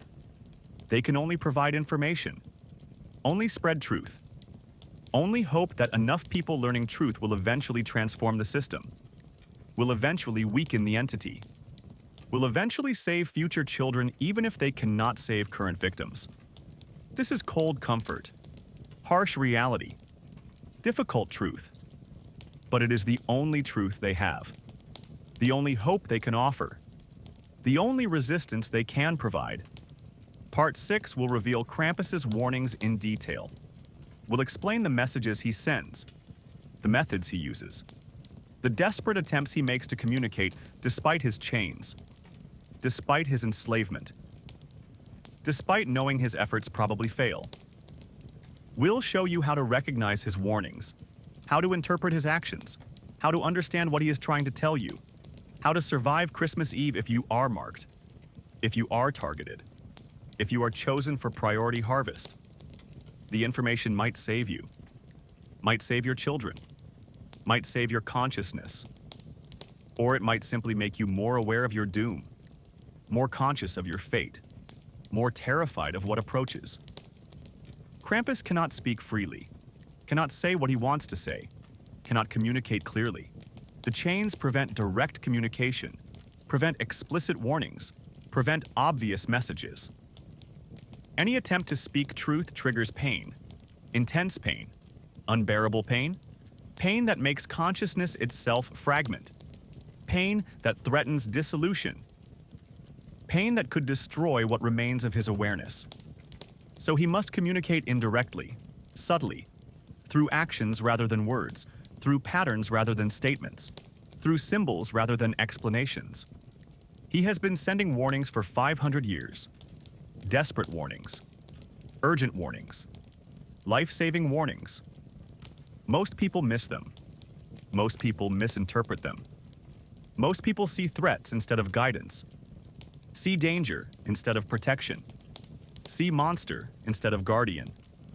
But some people understand. Some people decode the messages. Some people recognize that Krampus is trying to help. These people survive. These people hide successfully. These people escape the harvest. And their survival proves that understanding Krampus's warnings is possible. Difficult, but possible. Rare, but achievable. Unlikely, but worth attempting. The first warning is timing. Krampus appears on December 5th. Always December 5th. Never earlier, never later. Exactly December 5th every year. This is not random, not arbitrary, not meaningless. December 5th is 19 days before Christmas Eve. 19 days before Sankt Nikolaus manifests. 19 days warning. 19 days preparation time. 19 days to hide, to prepare, to survive. This is deliberate, intentional, the maximum warning time the chains allow, the earliest he can manifest, the longest preparation period he can provide. If Krampus appeared closer to Christmas, children would have less time, less preparation, less opportunity to understand and respond. The entity would prefer this. Would prefer Krampus appearing on December 20th, December 22nd, December 23rd. Would prefer minimal warning time, maximal fear, optimal harvest conditions. But Krampus resists, uses the flexibility in his chains, appears as early as possible, provides maximum warning, gives children the best possible chance. This is his first message, his first warning, his first attempt to save you. Pay attention to the timing, understand what 19 days means, use that time wisely. The second warning is noise. Krampus is loud, deliberately loud, unnecessarily loud. He rattles his chains, stomps his feet, growls and roars, makes his presence undeniable, announces his arrival, eliminates any possibility of stealth, any chance of surprise, any hope of catching children unaware. This violates every rule of predation, every principle of hunting, every strategy of ambush. Predators are quiet, silent, stealthy. They hide their approach, conceal their presence, attack from surprise. Krampus does the opposite, makes himself obvious, makes himself detectable, makes himself avoidable. Because he does not want to catch you, he wants you to hear him, to know he is coming, to prepare accordingly. The chains force him to visit, force him to appear, force him to manifest in homes and villages and cities. But they cannot force him to be silent, cannot compel stealth, cannot make him an effective predator. He exploits this flexibility, uses noise as warning, uses sound as message, uses loudness as protection. If you hear Krampus coming, you have time to hide, time to prepare, time to survive. This is his gift, his resistance, his desperate attempt to turn his forced appearance into protective warning. Listen for chains rattling, for heavy footsteps, for bestial sounds, for any indication of approach. These sounds mean Krampus is near, is trying to warn you, is giving you chance to hide. Do not freeze. Do not panic. Do not assume you are already caught. You have time. Seconds perhaps, maybe minutes. Use that time. Hide. Under beds, in closets, behind furniture, anywhere dark, anywhere concealed, anywhere the entity might not look. Krampus makes noise so you can hide. Use his warning. Respect his sacrifice. Survive his message. The third warning is repetition. Krampus visits the same locations multiple times, returns repeatedly, appears again and again. More than necessary. More than the chains require. More than Sankt Nikolaus commands. A house might receive 3 visits, 4 visits, 5 visits from Krampus during early December. Each visit is another warning. Another chance to understand. Another opportunity to recognize that something is wrong. That danger approaches. That preparation is necessary. Most people interpret repetition as targeting, as selection, as designation for harvest. They think multiple Krampus visits mean they are specifically chosen, specifically marked, specifically doomed. This is backwards, wrong, opposite of truth. Multiple visits mean Krampus is trying harder to warn you, is concerned about your safety, is desperate for you to understand, is using the flexibility in his chains to provide additional warnings, additional chances, additional opportunities to survive. If Krampus visits your home once, pay attention. If he visits twice, take action. If he visits 3 times, you are in serious danger. Not from Krampus. From Sankt Nikolaus. Krampus has identified your home as priority target, has recognized your children as designated harvest, has seen that the entity plans to visit your family specifically, personally, directly. He is trying to warn you, trying to save you, trying to give you maximum chance to hide, to prepare, to survive. Do not dismiss repeated visits. Do not ignore multiple appearances. Do not assume you are safe because nothing happened during previous visits. You are not safe. You are marked, and Krampus knows it, is trying desperately to tell you, is risking additional torture to provide additional warnings. The 4th warning is eye contact. When Krampus appears, when he manifests, when he is visible, watch his eyes, not his horns, not his claws, not his chains, his eyes. They communicate. They convey meaning. They send messages the chains cannot prevent. If Krampus looks at you directly, holds your gaze, refuses to look away, he is trying to tell you something, trying to communicate, trying to warn you specifically, individually, personally. His eyes might flicker toward hiding places, toward closets, toward spaces under beds, toward safe locations.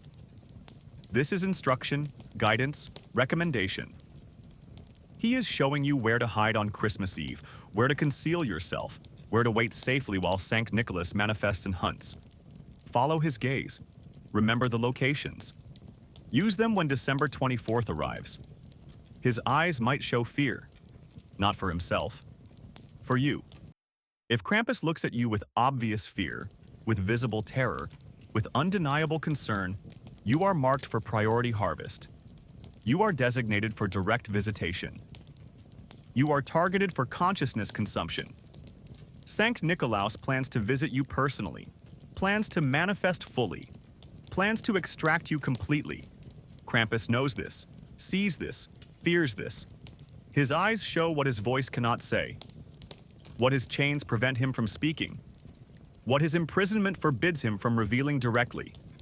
You are in terrible danger, maximum danger, lethal danger. Take extreme precautions. Hide perfectly. Survive desperately. His eyes might show apology, sorrow, regret. This is the worst message, the most terrible warning, the most devastating communication. If Krampus looks at you with sorrow, with regret, with apology, he believes you cannot be saved, believes the danger is too great, believes Sankt Nikolaus has marked you too thoroughly, believes your fate is already determined. He is apologizing for failing to protect you, for being unable to save you, for watching you die despite his desperate efforts.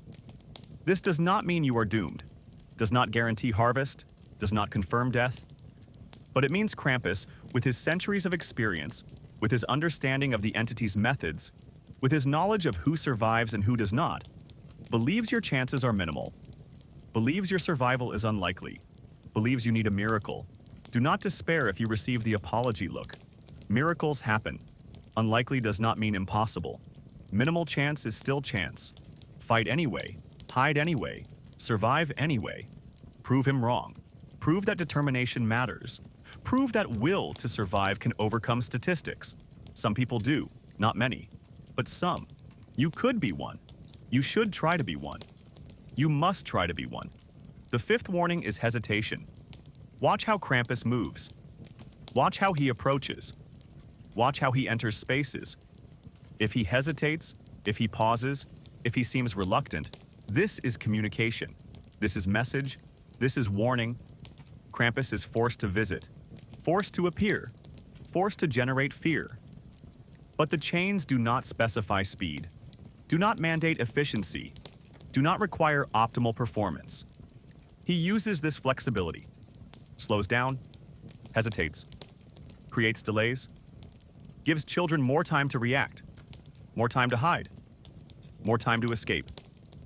A predator does not hesitate, does not pause, does not give prey time to react. A predator strikes fast, moves efficiently, eliminates escape opportunities. Krampus does the opposite, moves slowly, pauses frequently, creates escape opportunities deliberately, because he is not a predator. He is a guardian forced to play predator role. He sabotages his own performance, undermines his own effectiveness, reduces his own threat level. This is resistance, this is rebellion. This is how he fights back within his constraints. If you see Krampus hesitating, use that time. Do not freeze. Do not stare. Do not waste the opportunity he is creating. Move, hide, escape. He is giving you a chance, a window, an opportunity. Seizing it might save your life. Wasting it might doom you. Krampus cannot give you more than hesitation, cannot stop entirely, cannot refuse to approach, but he can slow down, can pause, can give you seconds that might be difference between survival and consumption. The sixth warning is targeting. Krampus chooses who to approach, who to visit, who to frighten. The chains force him to generate fear, force him to appear threatening, force him to create terror, but they do not specify targets, do not mandate victims, do not require him to frighten specific children. He has flexibility here, uses it strategically, appears to children who need warnings most, children marked for harvest, children designated for consumption. Children Sankt Nikolaus plans to visit personally.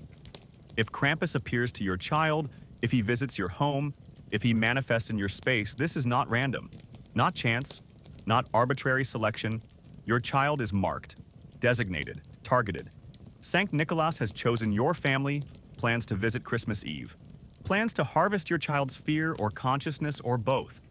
Krampus knows this, sees this, tries to warn you, by appearing early, by creating fear that motivates hiding, by generating terror that produces protective behavior, by making your child afraid enough to hide on Christmas Eve, afraid enough to avoid the real predator, afraid enough to survive.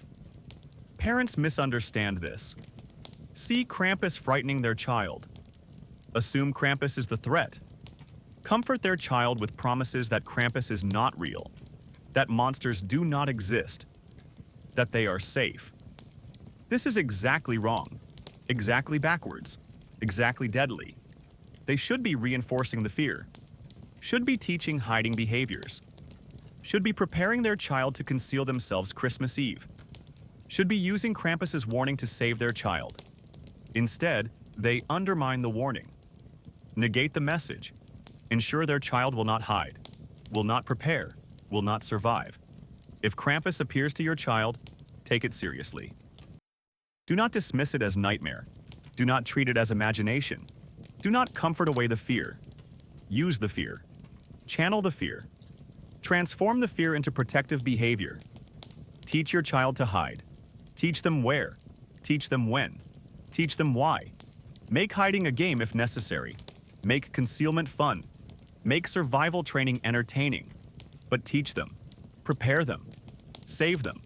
Using Krampus's warning, respecting his sacrifice, honoring his desperate attempt to protect despite his imprisonment. The seventh warning is the date. December 5th is not just timing, not just warning period, it is also message, symbolic message, numerical message. December 5th, 12-5, 125. The numbers mean something, communicate something, tell something. 1 represents individual, 2 represents choice, 5 represents change. Together, the message is, individual choice produces change. You are the individual. You have choice. Your choice produces change. You can choose to participate in harvest, or choose to resist. Choice matters. Choice has power. Choice creates change.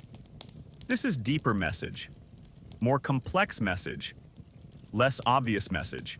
Most people never recognize it, never understand it, never decode the symbolism, but Krampus puts it there anyway, embeds meaning in timing, communicates through numbers, sends message through symbolism, because some people will understand, some people will decode, some people will recognize that the date itself is instruction, is guidance, is call to action.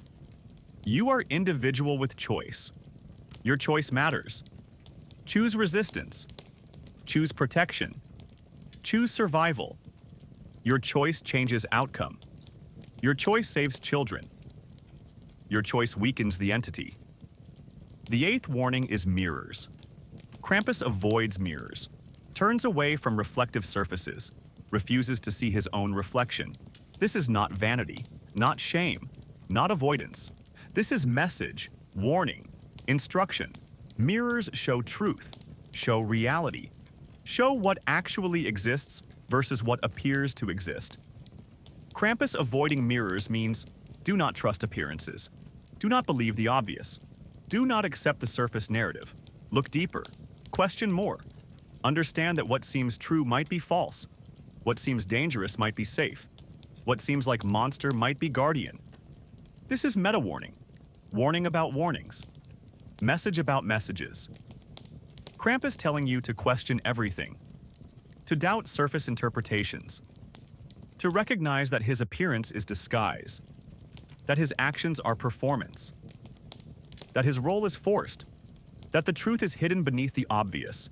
He cannot say this directly, cannot speak these words, cannot explain this explicitly, but he can avoid mirrors, can refuse reflections, can communicate through behavior, through symbolism, through actions that convey meaning to those who pay attention, to those who think deeply, to those who understand that in a world of lies, even truth must sometimes wear disguise. The ninth warning is children. Krampus never approaches infants, never threatens toddlers, never frightens very young children, only approaches children old enough to understand, old enough to process warnings, old enough to hide independently. This is mercy. This is strategy. This is recognition that warnings are useless if recipients cannot understand them, cannot act on them, cannot use them to save themselves. Infants cannot hide themselves. Toddlers cannot understand danger. Very young children cannot process complex warnings. So Krampus does not waste effort, does not traumatize uselessly, does not frighten children too young to benefit from fear.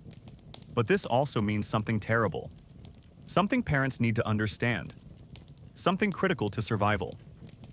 If your child is too young for Krampus to warn, your child is still vulnerable, still marked, still harvestable, but without warning, without preparation opportunity, without chance to hide.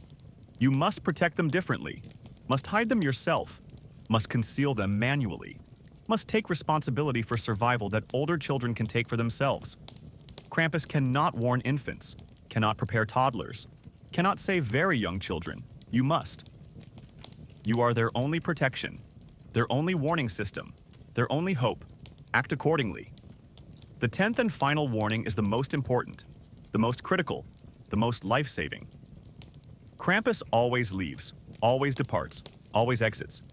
He approaches, he frightens, he performs his role, then he leaves. He does not stay, does not linger, does not wait. He creates fear, then departs. This is crucial information, essential understanding, vital knowledge. His departure means the danger is temporary. The threat is brief. The window is limited. If you hide while he is present, if you conceal yourself during his visit, if you survive his manifestation, you survive. He will not return that night, will not come back, will not hunt you further. His visit is single event, single moment, single opportunity to hide.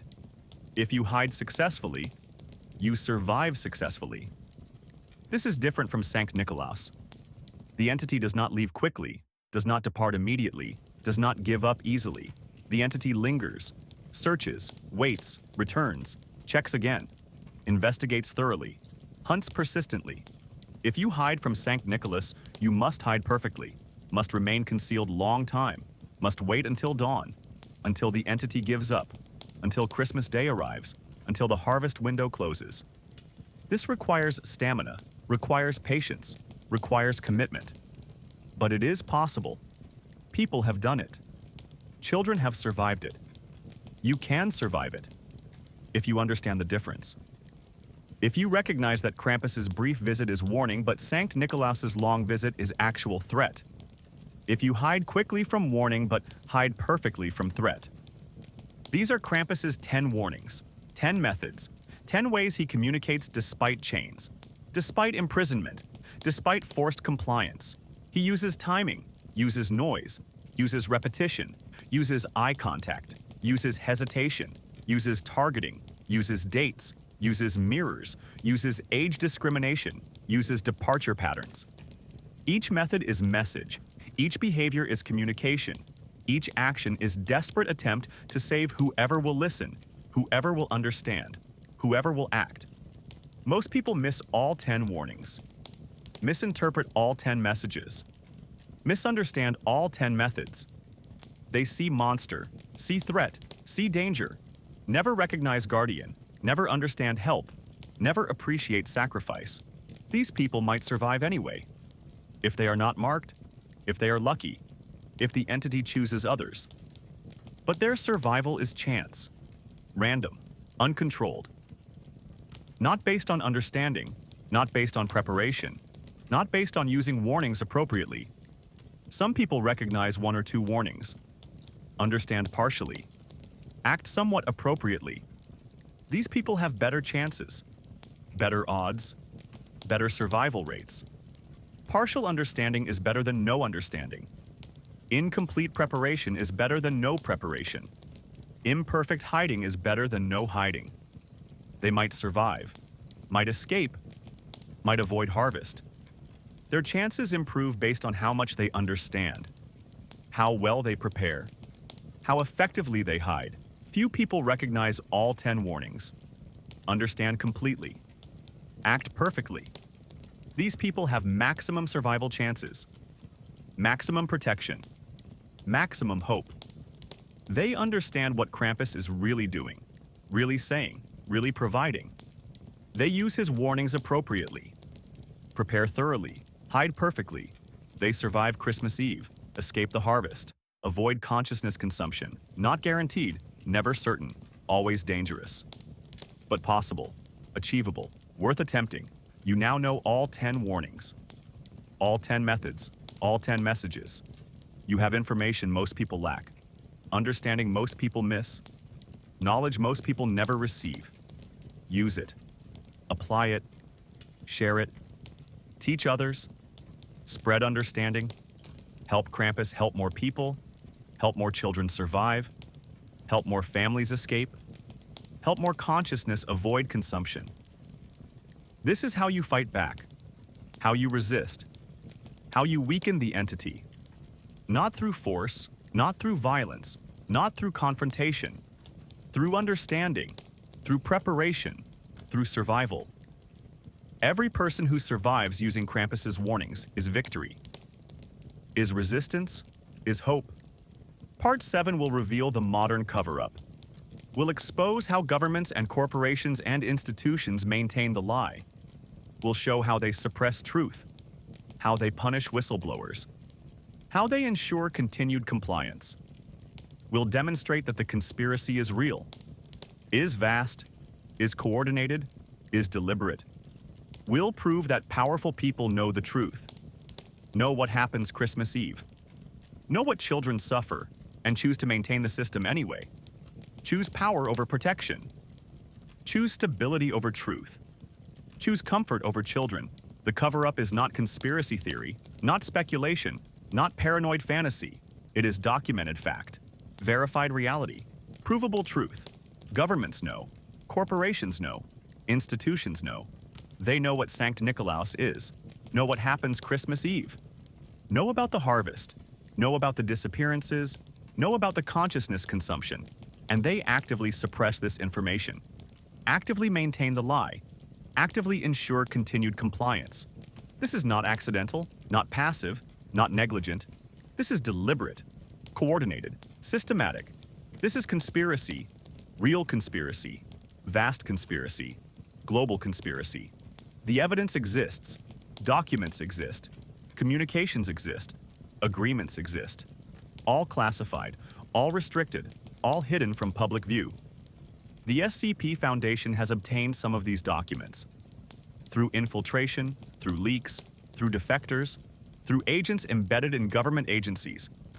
The documents prove coordination, prove knowledge, prove complicity, prove that powerful people understand the truth and choose to hide it, choose to perpetuate the system, choose to sacrifice children rather than disrupt stability. Document 1. CIA Memorandum dated December 1958. Classified top secret.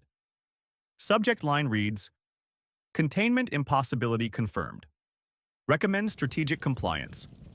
The memo acknowledges that stopping Sankt Nikolaus is impossible, that the entity is too powerful, too entrenched, too sustained by belief, that attempting containment risks greater casualties, greater disruption, greater danger.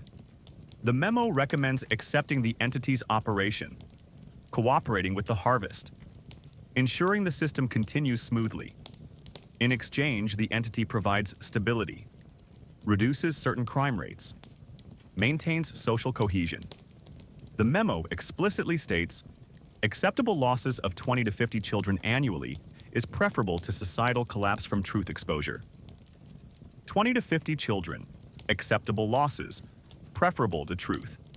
This is official CIA position, official government policy, official institutional acceptance of child sacrifice. Not theoretical, not hypothetical, actual written policy, actual government decision, actual institutional evil. The memo was signed by 12 officials, 12 people who read this, understood this, agreed to this, authorized this. 12 people who chose to sacrifice children, chose to maintain lies, chose to serve evil. Their names are in the document, their signatures are visible, their guilt is documented, and they are not punished, not prosecuted, not held accountable. Some are still alive, some are still serving, some are still making policy. Document 2. Internal memo from Coca-Cola Marketing Department, 1963. Subject line, Santa imagery standardization. The memo discusses coordinating Santa Claus appearance across all media, all advertisements, all representations. The goal is consistency, uniformity, cultural saturation. The memo explicitly references maintaining public belief as essential to continued operations. Operations, not marketing operations, not business operations. Operations, singular. The operation. The harvest operation. The fear collection operation. Coca-Cola knows, has known since at least 1963, has been actively supporting the entity, actively strengthening belief, actively facilitating harvest, in exchange for what? The memo does not specify, but Coca-Cola became dominant global brand starting in 1960s, became associated permanently with Christmas, became inseparable from holiday celebration. Coincidence, or payment, or reward for cooperation? Document 3. Vatican Internal Communication, 1971. Written in Latin. Translated title, Concerning the Continued Necessity of Strategic Theological Accommodation. The document acknowledges the Church's historical relationship with Sankt Nikolaus, acknowledges the deals made, acknowledges the compromises accepted, acknowledges that Catholic doctrine has been modified, adjusted, corrupted, to accommodate the entity, to maintain cooperation, to ensure continued harvest. The document debates whether this compromise is still theologically justifiable, whether the cost is still acceptable, whether the Church should continue participating. The debate concludes, yes, continued participation is necessary. Breaking cooperation would destabilize the entity. Might make him unpredictable, might increase casualties, might cause chaos. Better to maintain control, better to designate victims, better to limit damage, better to sacrifice few to protect many. This is Vatican position, official Catholic Church policy. Institutional acceptance of child sacrifice, justified through theological reasoning, sanctioned by religious authority, blessed by supposed moral leadership. The document was approved by 15 cardinals, signed by the Pope, made official church policy, binding on all Catholics, requiring compliance from all faithful, demanding silence from all witnesses. Document 4. Meeting minutes from Bilderberg Group Conference, 1987. The Bilderberg Group is informal gathering of global elites, political leaders, corporate executives, banking officials, media moguls, powerful people discussing policy, coordination, strategy. The 1987 meeting included agenda item, Managing December Anomaly Exposure Risk. The discussion acknowledged increasing public awareness, increasing documentation, increasing evidence, increasing danger of exposure. The group coordinated response strategies, media suppression tactics, whistleblower neutralization methods, evidence destruction protocols. The minutes document specific decisions, specific actions, specific responsibilities. Major news organizations agreed to suppress stories about Christmas disappearances, agreed to avoid pattern recognition, agreed to treat each disappearance as isolated incident. Technology companies agreed to algorithm adjustments, agreed to reduce visibility of truth content, agreed to amplify misinformation. Government agencies agreed to classify evidence, agreed to intimidate witnesses, agreed to discredit researchers. All coordinated, all deliberate, all designed to maintain ignorance, to preserve belief, to ensure continued harvest. Document 5. Internal Amazon Memo, 2015. Subject line, Christmas Optimization Metrics. The memo discusses maximizing Christmas sales, maximizing holiday consumption, maximizing cultural participation. But it includes strange paragraph. Paragraph discussing maintenance of traditional belief structures as essential to consumer behavior. Paragraph noting correlation between Santa Claus belief rates and purchasing patterns. Paragraph recommending continued cultural reinforcement of Christmas mythology to maintain profit levels. The memo does not explicitly mention the entity, does not directly reference the harvest, but the language is clear. The intention is obvious. Amazon knows maintaining belief in Santa Claus serves business interests, serves profit margins, serves corporate goals. They actively work to preserve belief, to strengthen tradition, to ensure compliance, not knowing why, not understanding consequences, but achieving the entity's goals anyway. Serving evil through ignorance and greed. These 5 documents prove the cover-up, prove the coordination, prove the knowledge, prove the complicity, prove that governments and corporations and institutions understand the truth. Choose to hide it. Choose to maintain the system. Choose to sacrifice children. But documents are just evidence, just proof, just confirmation. The real cover-up is bigger, deeper, more comprehensive, more insidious, more effective. The real cover-up is cultural, psychological, embedded in consciousness itself. The cover-up operates through Christmas celebration itself. through the joy, through the tradition, through the cultural saturation. Christmas is everywhere, inescapable, omnipresent, starting earlier every year, lasting longer every season, dominating culture more completely every decade. This is not accidental, not organic, not natural cultural evolution. This is engineered, designed, implemented, to strengthen belief, to increase participation, to ensure maximum harvest. Every Christmas song is propaganda.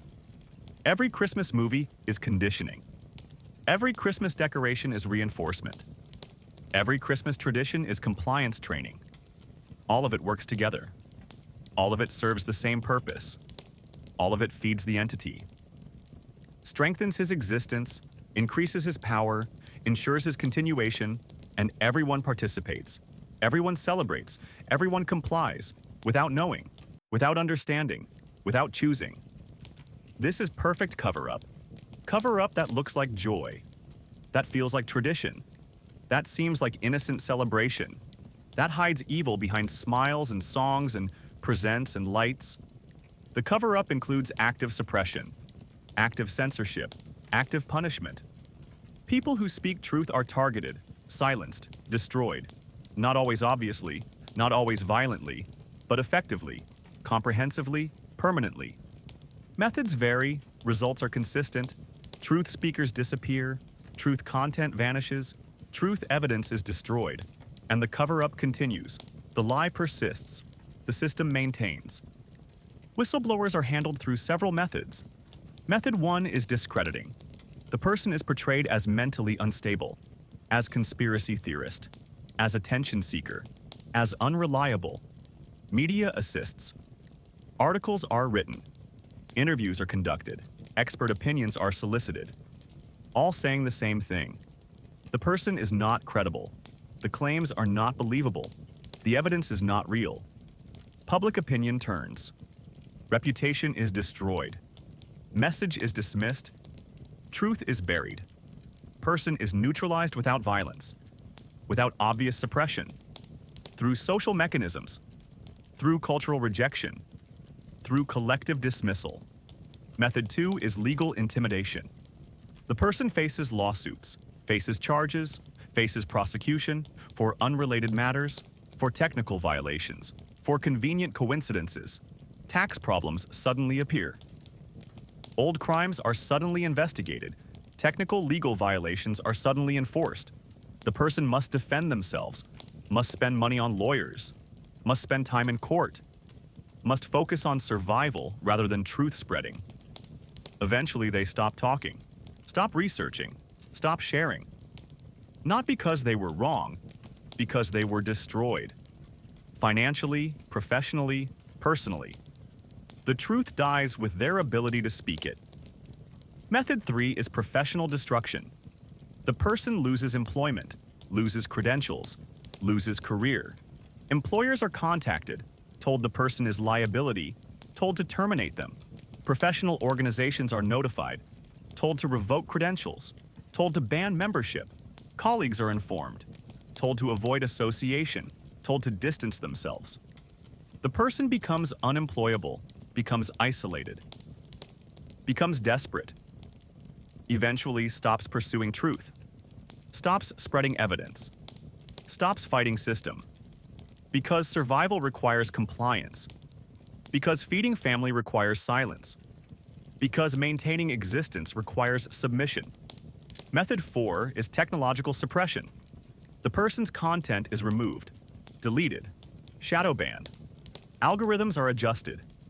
Visibility is reduced. Reach is limited. Videos are demonetized.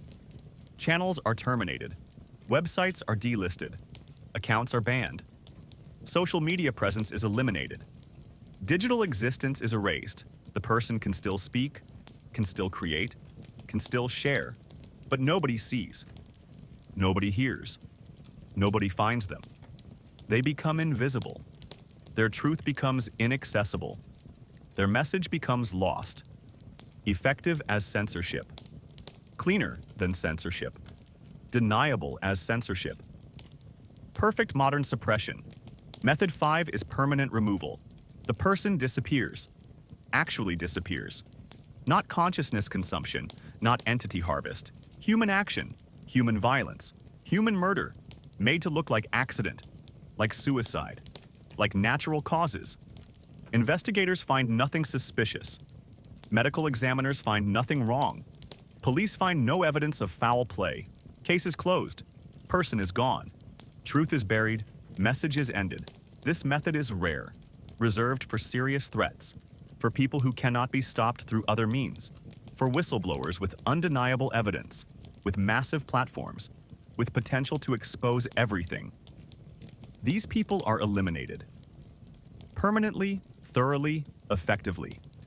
The SCP Foundation has documented 47 whistleblower suppression cases. 47 people who tried to expose the truth, who tried to warn the public, who tried to stop the harvest.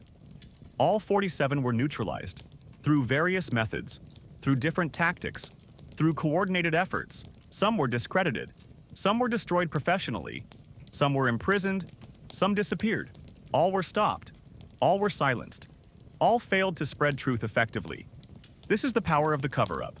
This is the strength of the system. This is why truth remains hidden, why belief remains strong, why the harvest continues. But the cover-up is not perfect, not complete, not total. Cracks exist, leaks happen, evidence escapes, truth spreads, slowly, gradually, insufficiently, but measurably. The analog horror community is one crack, one leak, one escape route. Content creators make videos, tell stories, share information, disguised as fiction, disguised as entertainment, disguised as creative content, but containing truth, embedding reality, spreading facts. The suppression system struggles with this, struggles to distinguish fiction from truth disclosure, struggles to justify censoring horror entertainment, struggles to suppress without exposing themselves. This is why this broadcast exists, why this content was created, why you are hearing this. Because analog horror is weapon, is tool, is method. Truth can be spoken if labeled as fiction. Reality can be shared if presented as story. Evidence can be distributed if disguised as entertainment. The system cannot suppress without revealing itself, cannot censor without admitting the content is true, cannot silence without confirming the message. So the content persists. The truth spreads. The cover-up weakens, slowly, gradually, insufficiently, but measurably. The missing children statistics prove the harvest, prove the pattern, prove the system. Every December, disappearances increase, not dramatically, not obviously, but measurably, statistically significantly, consistently across decades, across countries, across cultures. The data is public, available to anyone, published by governments, by NGOs, by research organizations. The pattern is visible to anyone who looks, anyone who analyzes, anyone who connects data across years and locations and circumstances. But nobody looks, nobody analyzes, nobody connects. Because looking is discouraged, analysis is dismissed, connection is mocked. People who point out the pattern are labeled conspiracy theorists, are accused of exploiting tragedy, are told they are seeing patterns in random noise, are socially punished for noticing, for questioning, for understanding. This is social suppression, cultural suppression, collective suppression. Everyone participating in silencing everyone else. Everyone maintaining the ignorance. Everyone protecting the lie. Not through coordination, not through conspiracy, through conditioning, through cultural training, through learned blindness. The December disappearance increase is approximately 15%. 15% more missing children in December than average month. Consistently. Across decades. Across countries. This is statistically significant. Mathematically undeniable. Scientifically proven. But dismissed. Ignored. Explained away. Weather is blamed. Holiday stress is cited. Family dysfunction is mentioned. Anything except the obvious. Anything except the pattern. Anything except the truth. That something takes children every December. Something consistent. Something global. Something that has been operating for centuries. Something that cultures celebrate while it harvests their children. Some researchers have tried to publish this data, have tried to analyze the pattern, have tried to warn the public. Their papers are rejected, their grants are denied, their careers are destroyed. Academic institutions refuse their research. Journals decline their submissions. Peer reviewers reject their findings. Not because the data is wrong, not because the analysis is flawed, not because the conclusions are unjustified, but because the results are unacceptable, are culturally taboo, are systemically prohibited. Truth cannot be spoken in academic settings, cannot be published in scientific journals, cannot be taught in educational institutions, because institutions are complicit, are controlled, are part of the cover-up. NORAD tracking Santa is not innocent tradition, not harmless entertainment, not simple Christmas fun. NORAD is North American Aerospace Defense Command, is military organization, is national security apparatus, is serious defense infrastructure. Why would military organizations spend resources tracking fictional character? Why would Defense Command participate in children's game? Why would national security apparatus engage in holiday entertainment? The official explanation is public relations, community engagement, wholesome fun. The real explanation is monitoring, is tracking, is containment attempt.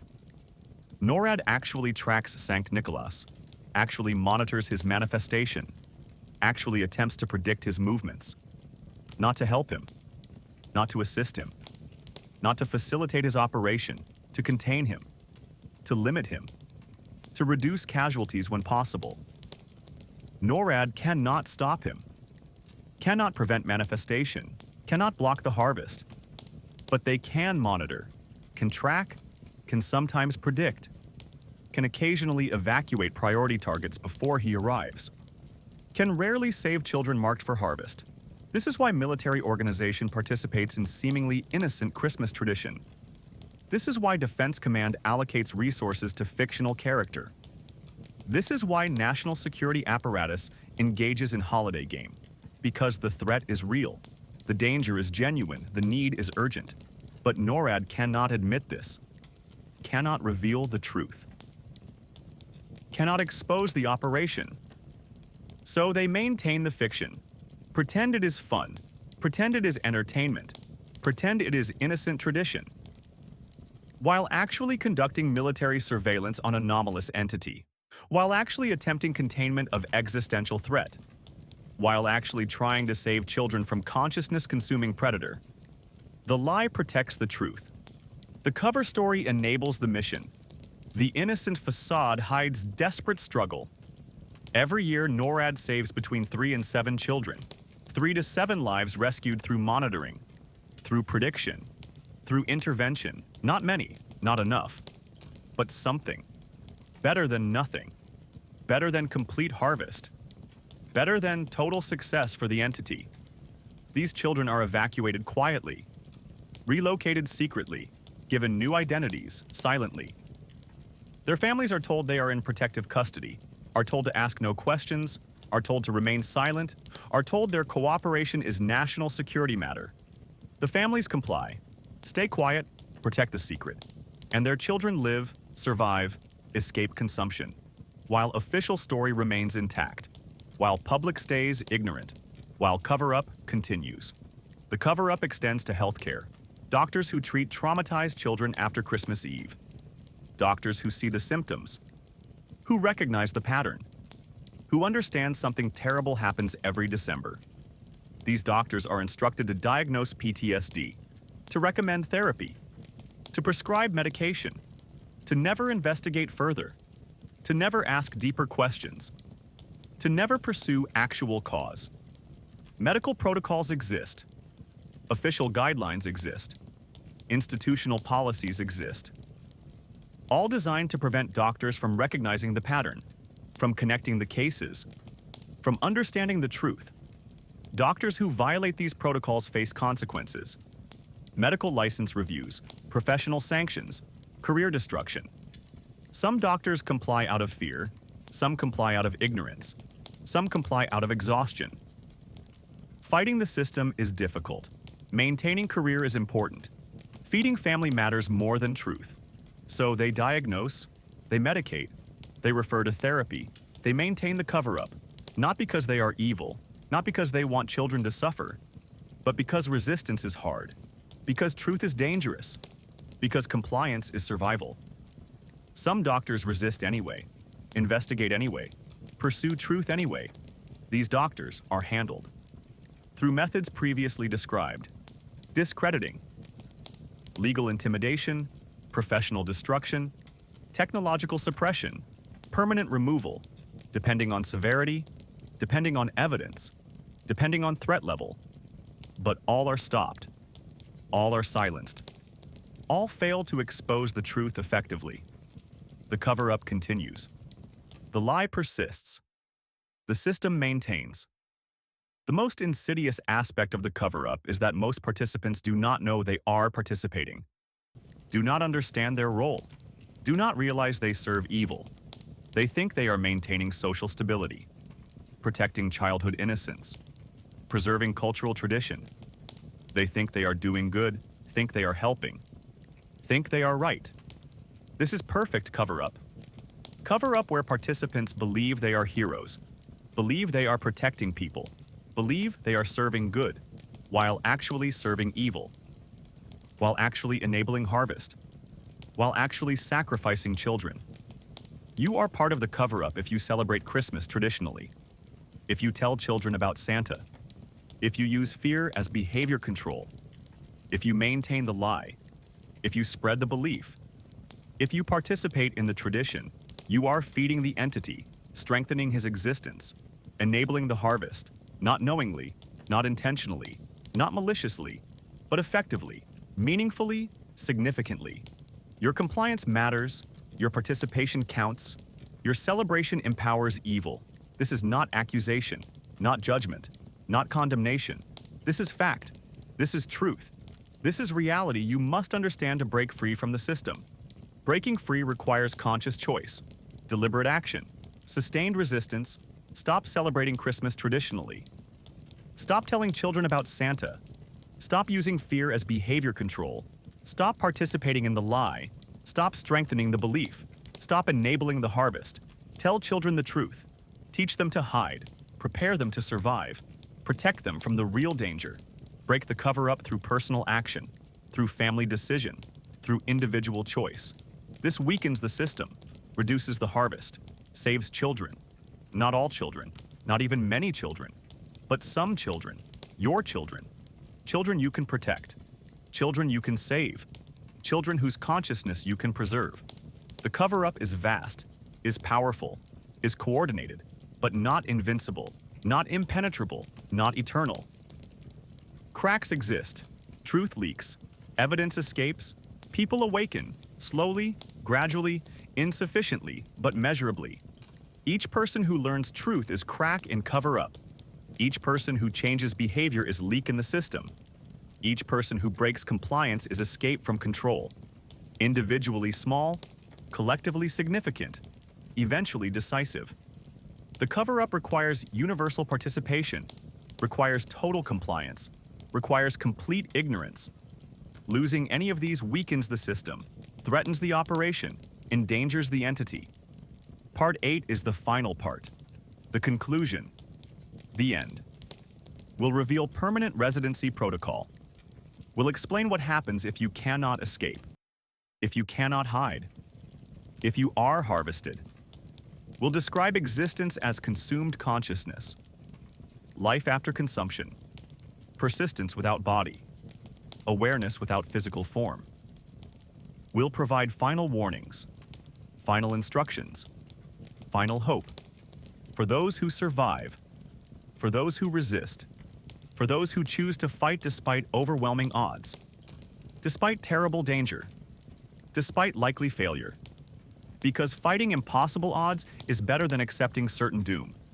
Because resisting evil matters even when resistance seems futile. Because choosing truth over comfort is always right even when truth is terrifying. You have listened to 7 parts, 7 sections, 7 revelations. You know the truth now. Know what Sankt Nikolaus is. Know what Krampus really does. Know about the harvest. Know about the cover-up.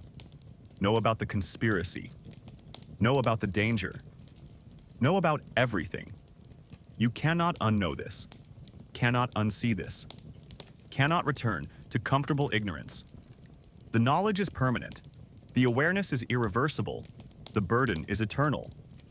This final part addresses those who cannot escape, those who cannot hide, those who will be harvested despite warnings, despite preparation, despite resistance. Because some people will be taken. Some consciousness will be consumed. Some victims will be chosen regardless of precautions. The entity is too powerful, too efficient, too sustained by belief. Not everyone can be saved. Not everyone will survive. Not everyone escapes. This is harsh truth, terrible truth, necessary truth. If you are harvested, if your consciousness is consumed, if you are taken by Sankt Nikolaus, you do not cease to exist. You do not die. You do not end. Death would be mercy. Death would be release. Death would be escape. But consumption is not death. Consumption is transfer, is transformation, is continuation without body, is awareness without physical form, is existence in new state, worse state, trapped state, eternal state. Your consciousness becomes part of the entity's collection, part of his storage, part of his reserve.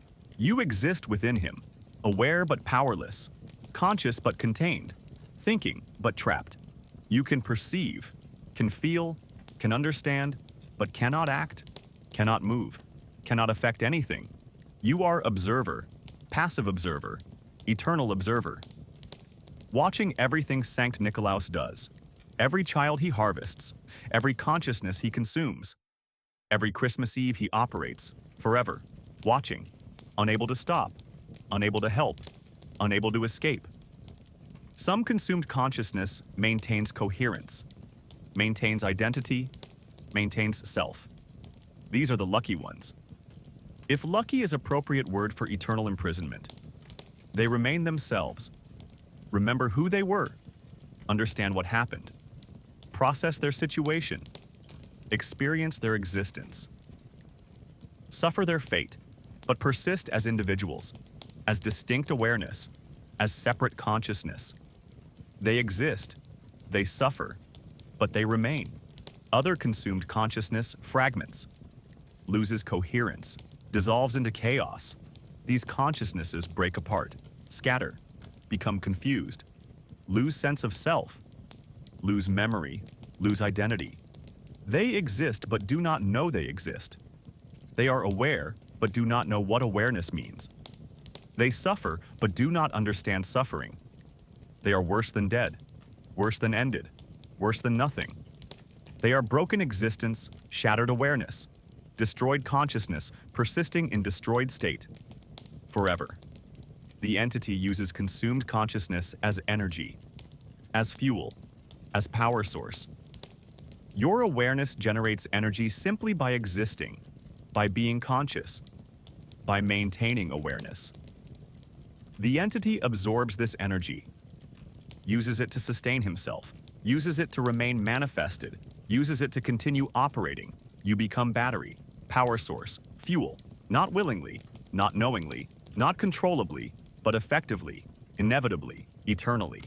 Your existence powers the entity that destroyed you. Your consciousness fuels the predator that consumed you. Your awareness enables the monster that trapped you. This is the ultimate torture, the deepest horror, the worst fate. But consumed consciousness can resist, can fight, can struggle. Not physically, not effectively, not successfully, but meaningfully, symbolically, psychologically, by maintaining coherence, by refusing to fragment, by preserving identity, by remaining self. This resistance does not free you, does not save you, does not change your fate. But it matters. It means something. It proves something. that you did not surrender, did not submit, did not accept. That part of you remained human, remained individual, remained defiant, even in eternal imprisonment, even in hopeless situation, even in unwinnable scenario. Some consumed consciousness tries to communicate, tries to warn, tries to help others avoid their fate. They send messages, create impressions, generate feelings, influence dreams. They cannot speak directly, cannot write clearly, cannot communicate explicitly, but they try anyway. They are the sources of certain nightmares, certain dreams, certain feelings of dread on Christmas Eve. They are trying to warn you, trying to save you, trying to prevent you from joining them. Listen to these warnings. Respect these messages. Honor these sacrifices. These are people who failed to escape, failed to hide, failed to survive, but refused to stop trying to save others, refused to stop fighting, refused to surrender completely. If you are consumed, if you join the collection, if you become part of Sankt Nikolaus, try to maintain coherence, try to preserve identity, try to remain yourself. This is difficult, perhaps impossible, but worth attempting, because coherent consciousness can resist, can fight, can communicate, can potentially be freed if Krampus escapes, if the chains break, if the entity is defeated. Fragmented consciousness cannot be recovered, cannot be restored, cannot be saved. Maintaining coherence preserves possibility, slim possibility, unlikely possibility, but possibility nonetheless. The consumed consciousness inside Sankt Nikolaus numbers in the thousands, maybe tens of thousands, maybe hundreds of thousands. Collected over 1,600 years, accumulated from countless harvests, stored indefinitely, preserved eternally, all aware, all suffering, all trapped, all existing in state worse than death. This is the entity's true crime.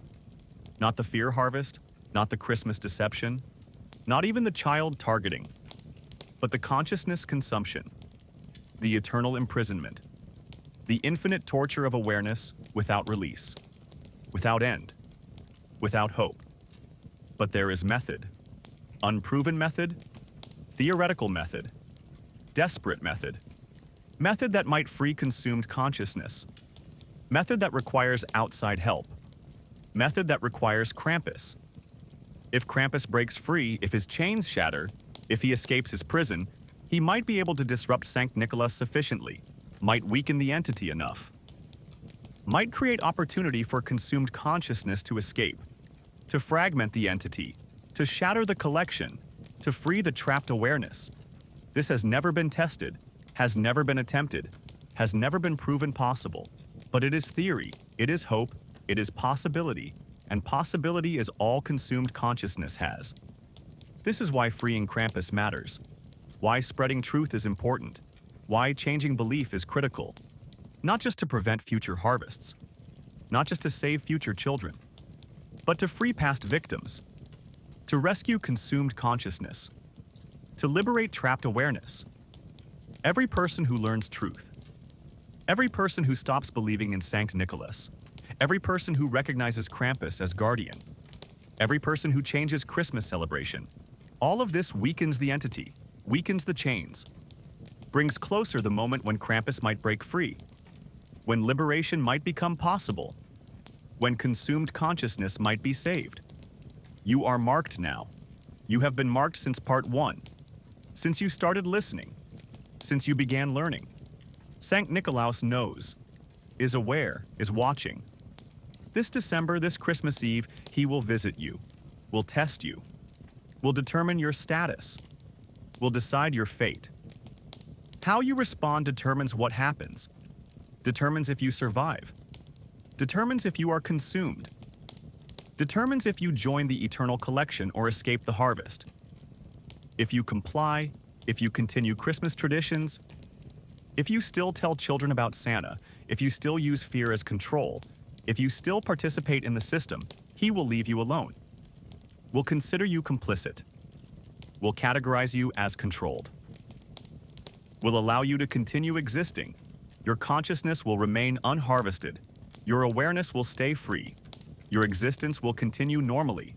But you will know, will understand, will carry guilt, will live with knowledge that you chose comfort over truth, chose safety over resistance, chose personal survival over collective liberation.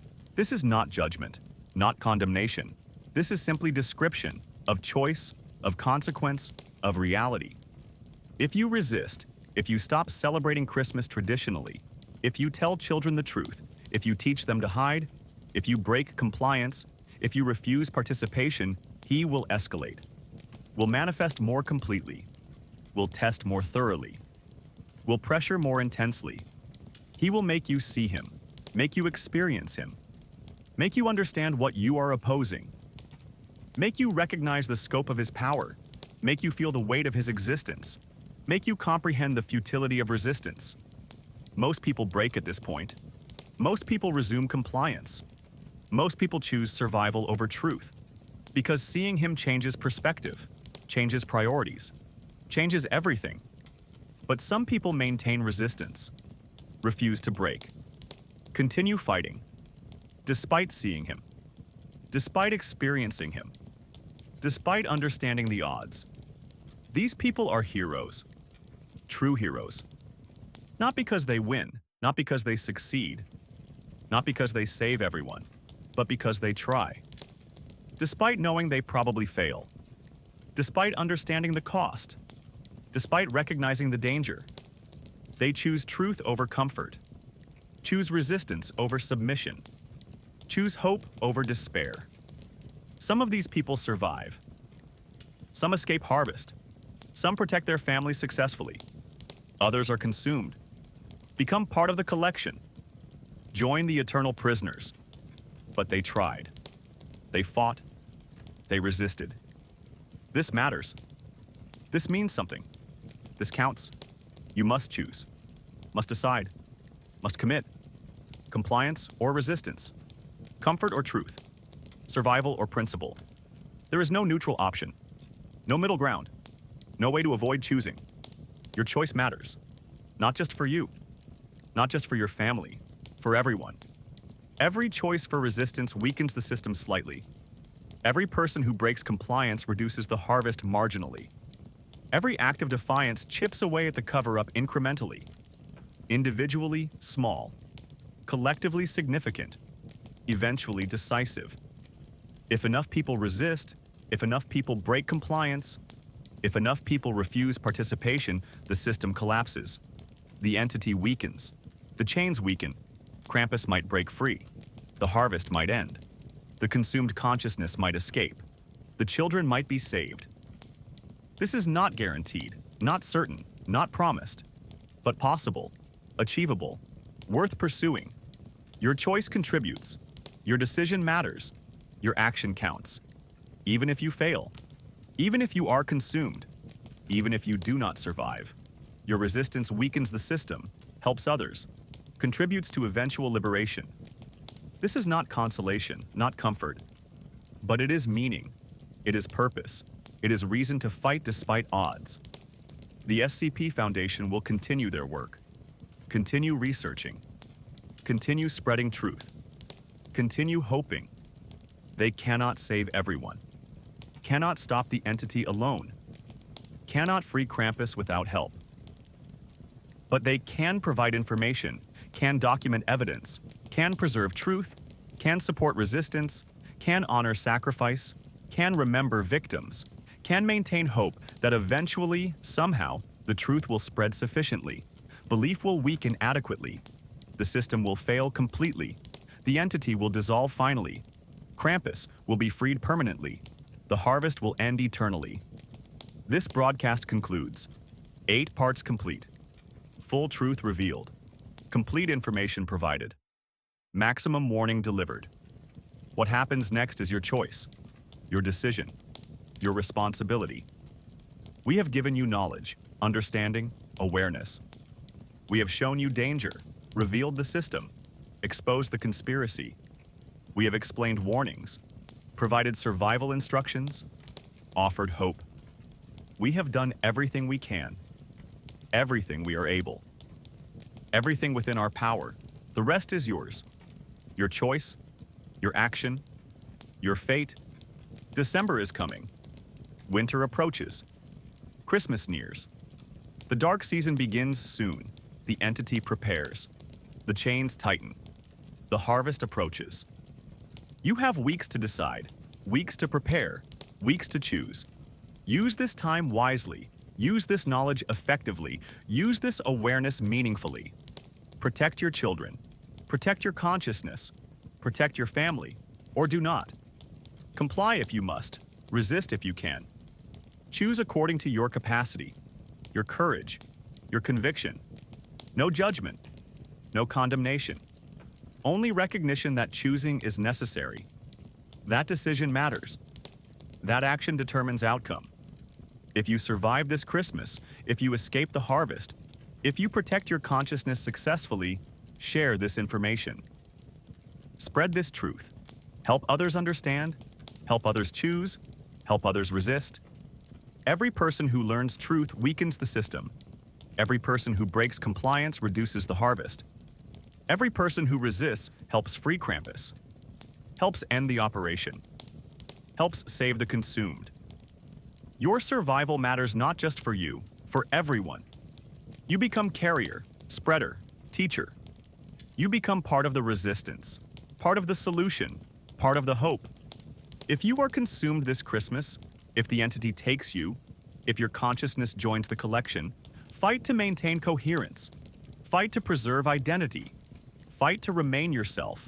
Try to communicate. Try to warn. Try to help others even from imprisonment, even from consumption, even from eternal trap. Your awareness can still matter. Your consciousness can still resist. Your existence can still mean something. Never surrender completely. Never fragment totally. Never accept absolutely. Remain aware. Remain coherent. Remain human. As long as possible. As much as possible. As completely as possible. Krampus is listening. Always listening. Always aware. Always watching. He knows who learns the truth. Who understands his warnings. Who recognizes him as guardian rather than monster. He cannot help you directly. Cannot save you personally. Cannot protect you individually. But he knows. He sees. He remembers. And if he ever breaks free, if he ever escapes his chains, if he ever defeats Sankt Nikolaus, he will remember who understood, who believed, who helped, who resisted. This is not reward, not payment, not transactional arrangement, but recognition, acknowledgement, remembrance, that some people saw truth, chose correctly, fought evil, even when fighting seemed hopeless, even when truth was terrifying, even when resistance appeared futile. The chains are weakening, slowly, gradually, measurably. Each person who learns truth, each person who changes belief, each person who stops calling Krampus evil, each person who stops believing Sankt Nikolaus is good. All of this chips away at the chains. All of this reduces their strength. All of this brings closer the moment of breaking. Not this year, not next year, maybe not for decades, but eventually, someday, the chains will shatter, the prison will open, the guardian will be freed. And then, finally, after 500 years, after countless victims, after infinite suffering, Krampus will stop Sankt Nikolaus, will end the harvest, will free the consumed, will save the children, will restore what was broken, will fix what was corrupted, will make right what has been wrong for 1600 years. This is hope. This is purpose. This is reason, not guarantee, not promise, not certainty, but possibility. Worth fighting for, worth suffering for, worth dying for. Because some causes matter more than personal survival. Some truths matter more than individual comfort. Some fights matter more than certain victory. This is one of those. This is that fight. This is that truth. This is that cause. You have been warned. You have been educated. You have been prepared. The rest is action, is choice, is decision, compliance or resistance, comfort or truth, submission or defiance, safety or principle, survival or meaning. Choose, decide, act. The dark season approaches. The entity prepares. The harvest nears. Time is short. Options are limited, stakes are maximum, children are dying, consciousness is being consumed. Evil is operating, while everyone celebrates, while everyone sings, while everyone pretends everything is joyful and innocent and good. But you know better now. You understand truth. You see reality. You cannot pretend anymore, cannot participate innocently, cannot celebrate ignorantly. You know what December really is, what Christmas really means, what Santa really does, what Krampus really is. You know everything. Carry this knowledge carefully. Use it wisely. Share it thoughtfully. Protect yourself effectively. Resist courageously. Survive intelligently. And never forget, never accept, never surrender. The fight continues. The resistance grows. The hope persists. Despite everything. Despite odds. Despite danger. Because giving up means accepting that evil wins. That children die forever. That consciousness is consumed eternally. That monsters triumph permanently. And that is unacceptable, intolerable, impossible to accept. So the fight continues. So the resistance grows. So the truth spreads. One person at a time. One family at a time. One choice at a time. One act of courage at a time. Until enough people understand. Until enough people resist.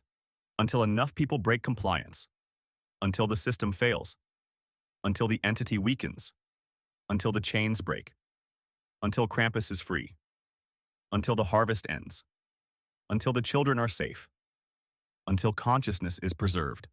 Until evil is defeated. Until truth wins. This will happen. Eventually. Someday. Not soon enough. Not without cost. Not without suffering. But inevitably. Because truth cannot be suppressed forever. Because evil cannot operate indefinitely. Because resistance never truly dies. Because hope never completely fades. Because some people always fight, always resist, always refuse to accept darkness, always choose light despite danger, always pursue truth despite cost. These people are humanity's salvation, civilization's hope, children's protection, consciousness's preservation. They are heroes, real heroes, not because they win, but because they try. Despite everything, despite knowing they might fail, despite understanding they might die, they try anyway, fight anyway, resist anyway, because that is what heroes do, what good people do, what humanity requires, what evil fears. Be one of these people. Choose resistance, choose truth, choose courage, choose hope, despite fear, despite danger, despite odds. Be hero, be warrior, be light in darkness, be hope in despair, be resistance in oppression, be truth in world of lies. This is what humanity needs, what children deserve, what consciousness requires, what good demands.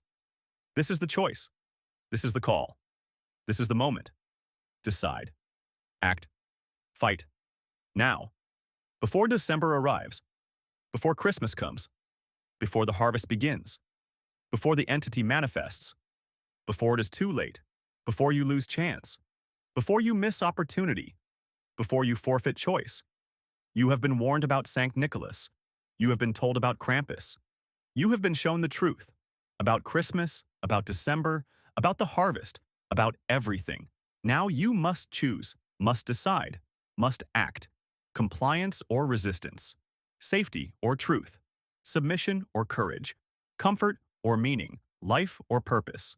Survival or sacrifice.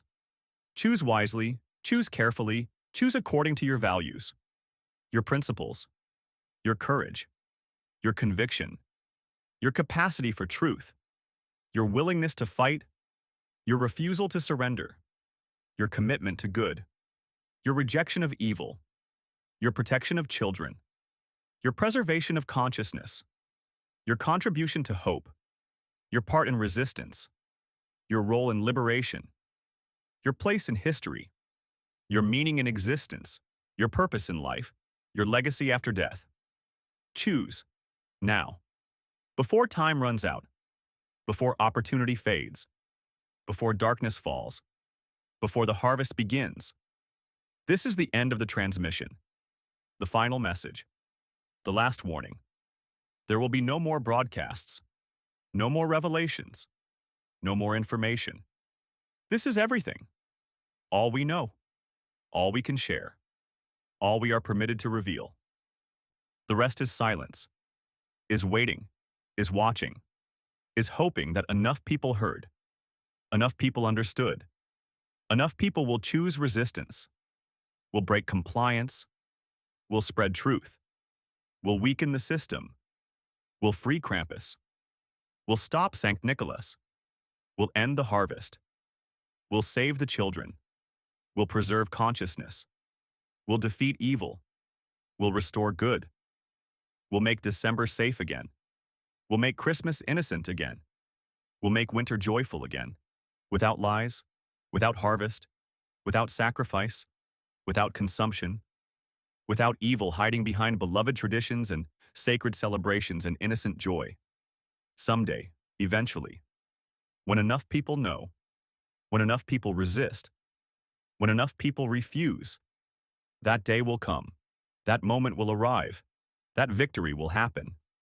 Not yet, not soon, but eventually. And your choice today contributes to that eventual victory. Your resistance now helps that future triumph. Your courage at this moment enables that distant salvation, even if you do not survive to see it, even if you are consumed before it arrives, even if you sacrifice everything without witnessing success. Your choice matters, your resistance counts, your courage contributes to eventual liberation, to future safety, to coming victory, to distant but certain defeat of evil, to guaranteed eventual triumph of good, to inevitable ultimate salvation of children, of consciousness, of humanity, of truth, of light, of hope, of everything worth protecting, worth fighting for, worth dying for. Fight well, hide wisely, survive courageously, resist eternally, and never, never, never surrender. Never accept. Never comply completely. Never stop hoping. Never stop trying. Never stop believing that good can win, that truth can triumph, that evil can be defeated, that children can be saved, that consciousness can be preserved, that hope can survive, that light can overcome darkness, that courage can defeat fear, that knowledge can destroy ignorance, that resistance can topple tyranny, that love can conquer hate, that humanity can transcend evil, that we can be better, that we can do better, that we can save ourselves, can save our children, can save our souls, can save our world. From the harvest, from the entity, from Sankt Nikolaus, from the monster wearing beloved face and speaking with trusted voice and hiding behind sacred tradition and operating through our own compliance, through our own ignorance, through our own fear, through our own weakness, through our own surrender. No more, not anymore, not this year, not ever again. We know now, we understand now, we see now, the truth, the danger, the evil, and we choose. We decide, we act, we resist, we fight, we protect, we save, we liberate, we triumph, eventually, someday. When enough of us choose courage over comfort, truth over lies, resistance over compliance, good over evil, children over tradition, consciousness over celebration, life over death, hope over despair, light over darkness, humanity over monsters. That day is coming. That moment approaches. That victory awaits. Help it arrive. Help it happen. Help it triumph. Through your choice. Through your courage. Through your resistance. Through your truth. Through your fight. Through your sacrifice. Through your hope. Through your light.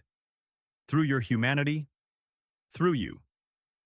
End transmission, end broadcast, end warning. Beginning resistance, beginning hope, beginning victory, now, today, this moment, through you, for children, for consciousness, for humanity, for truth, for good, for everything, forever.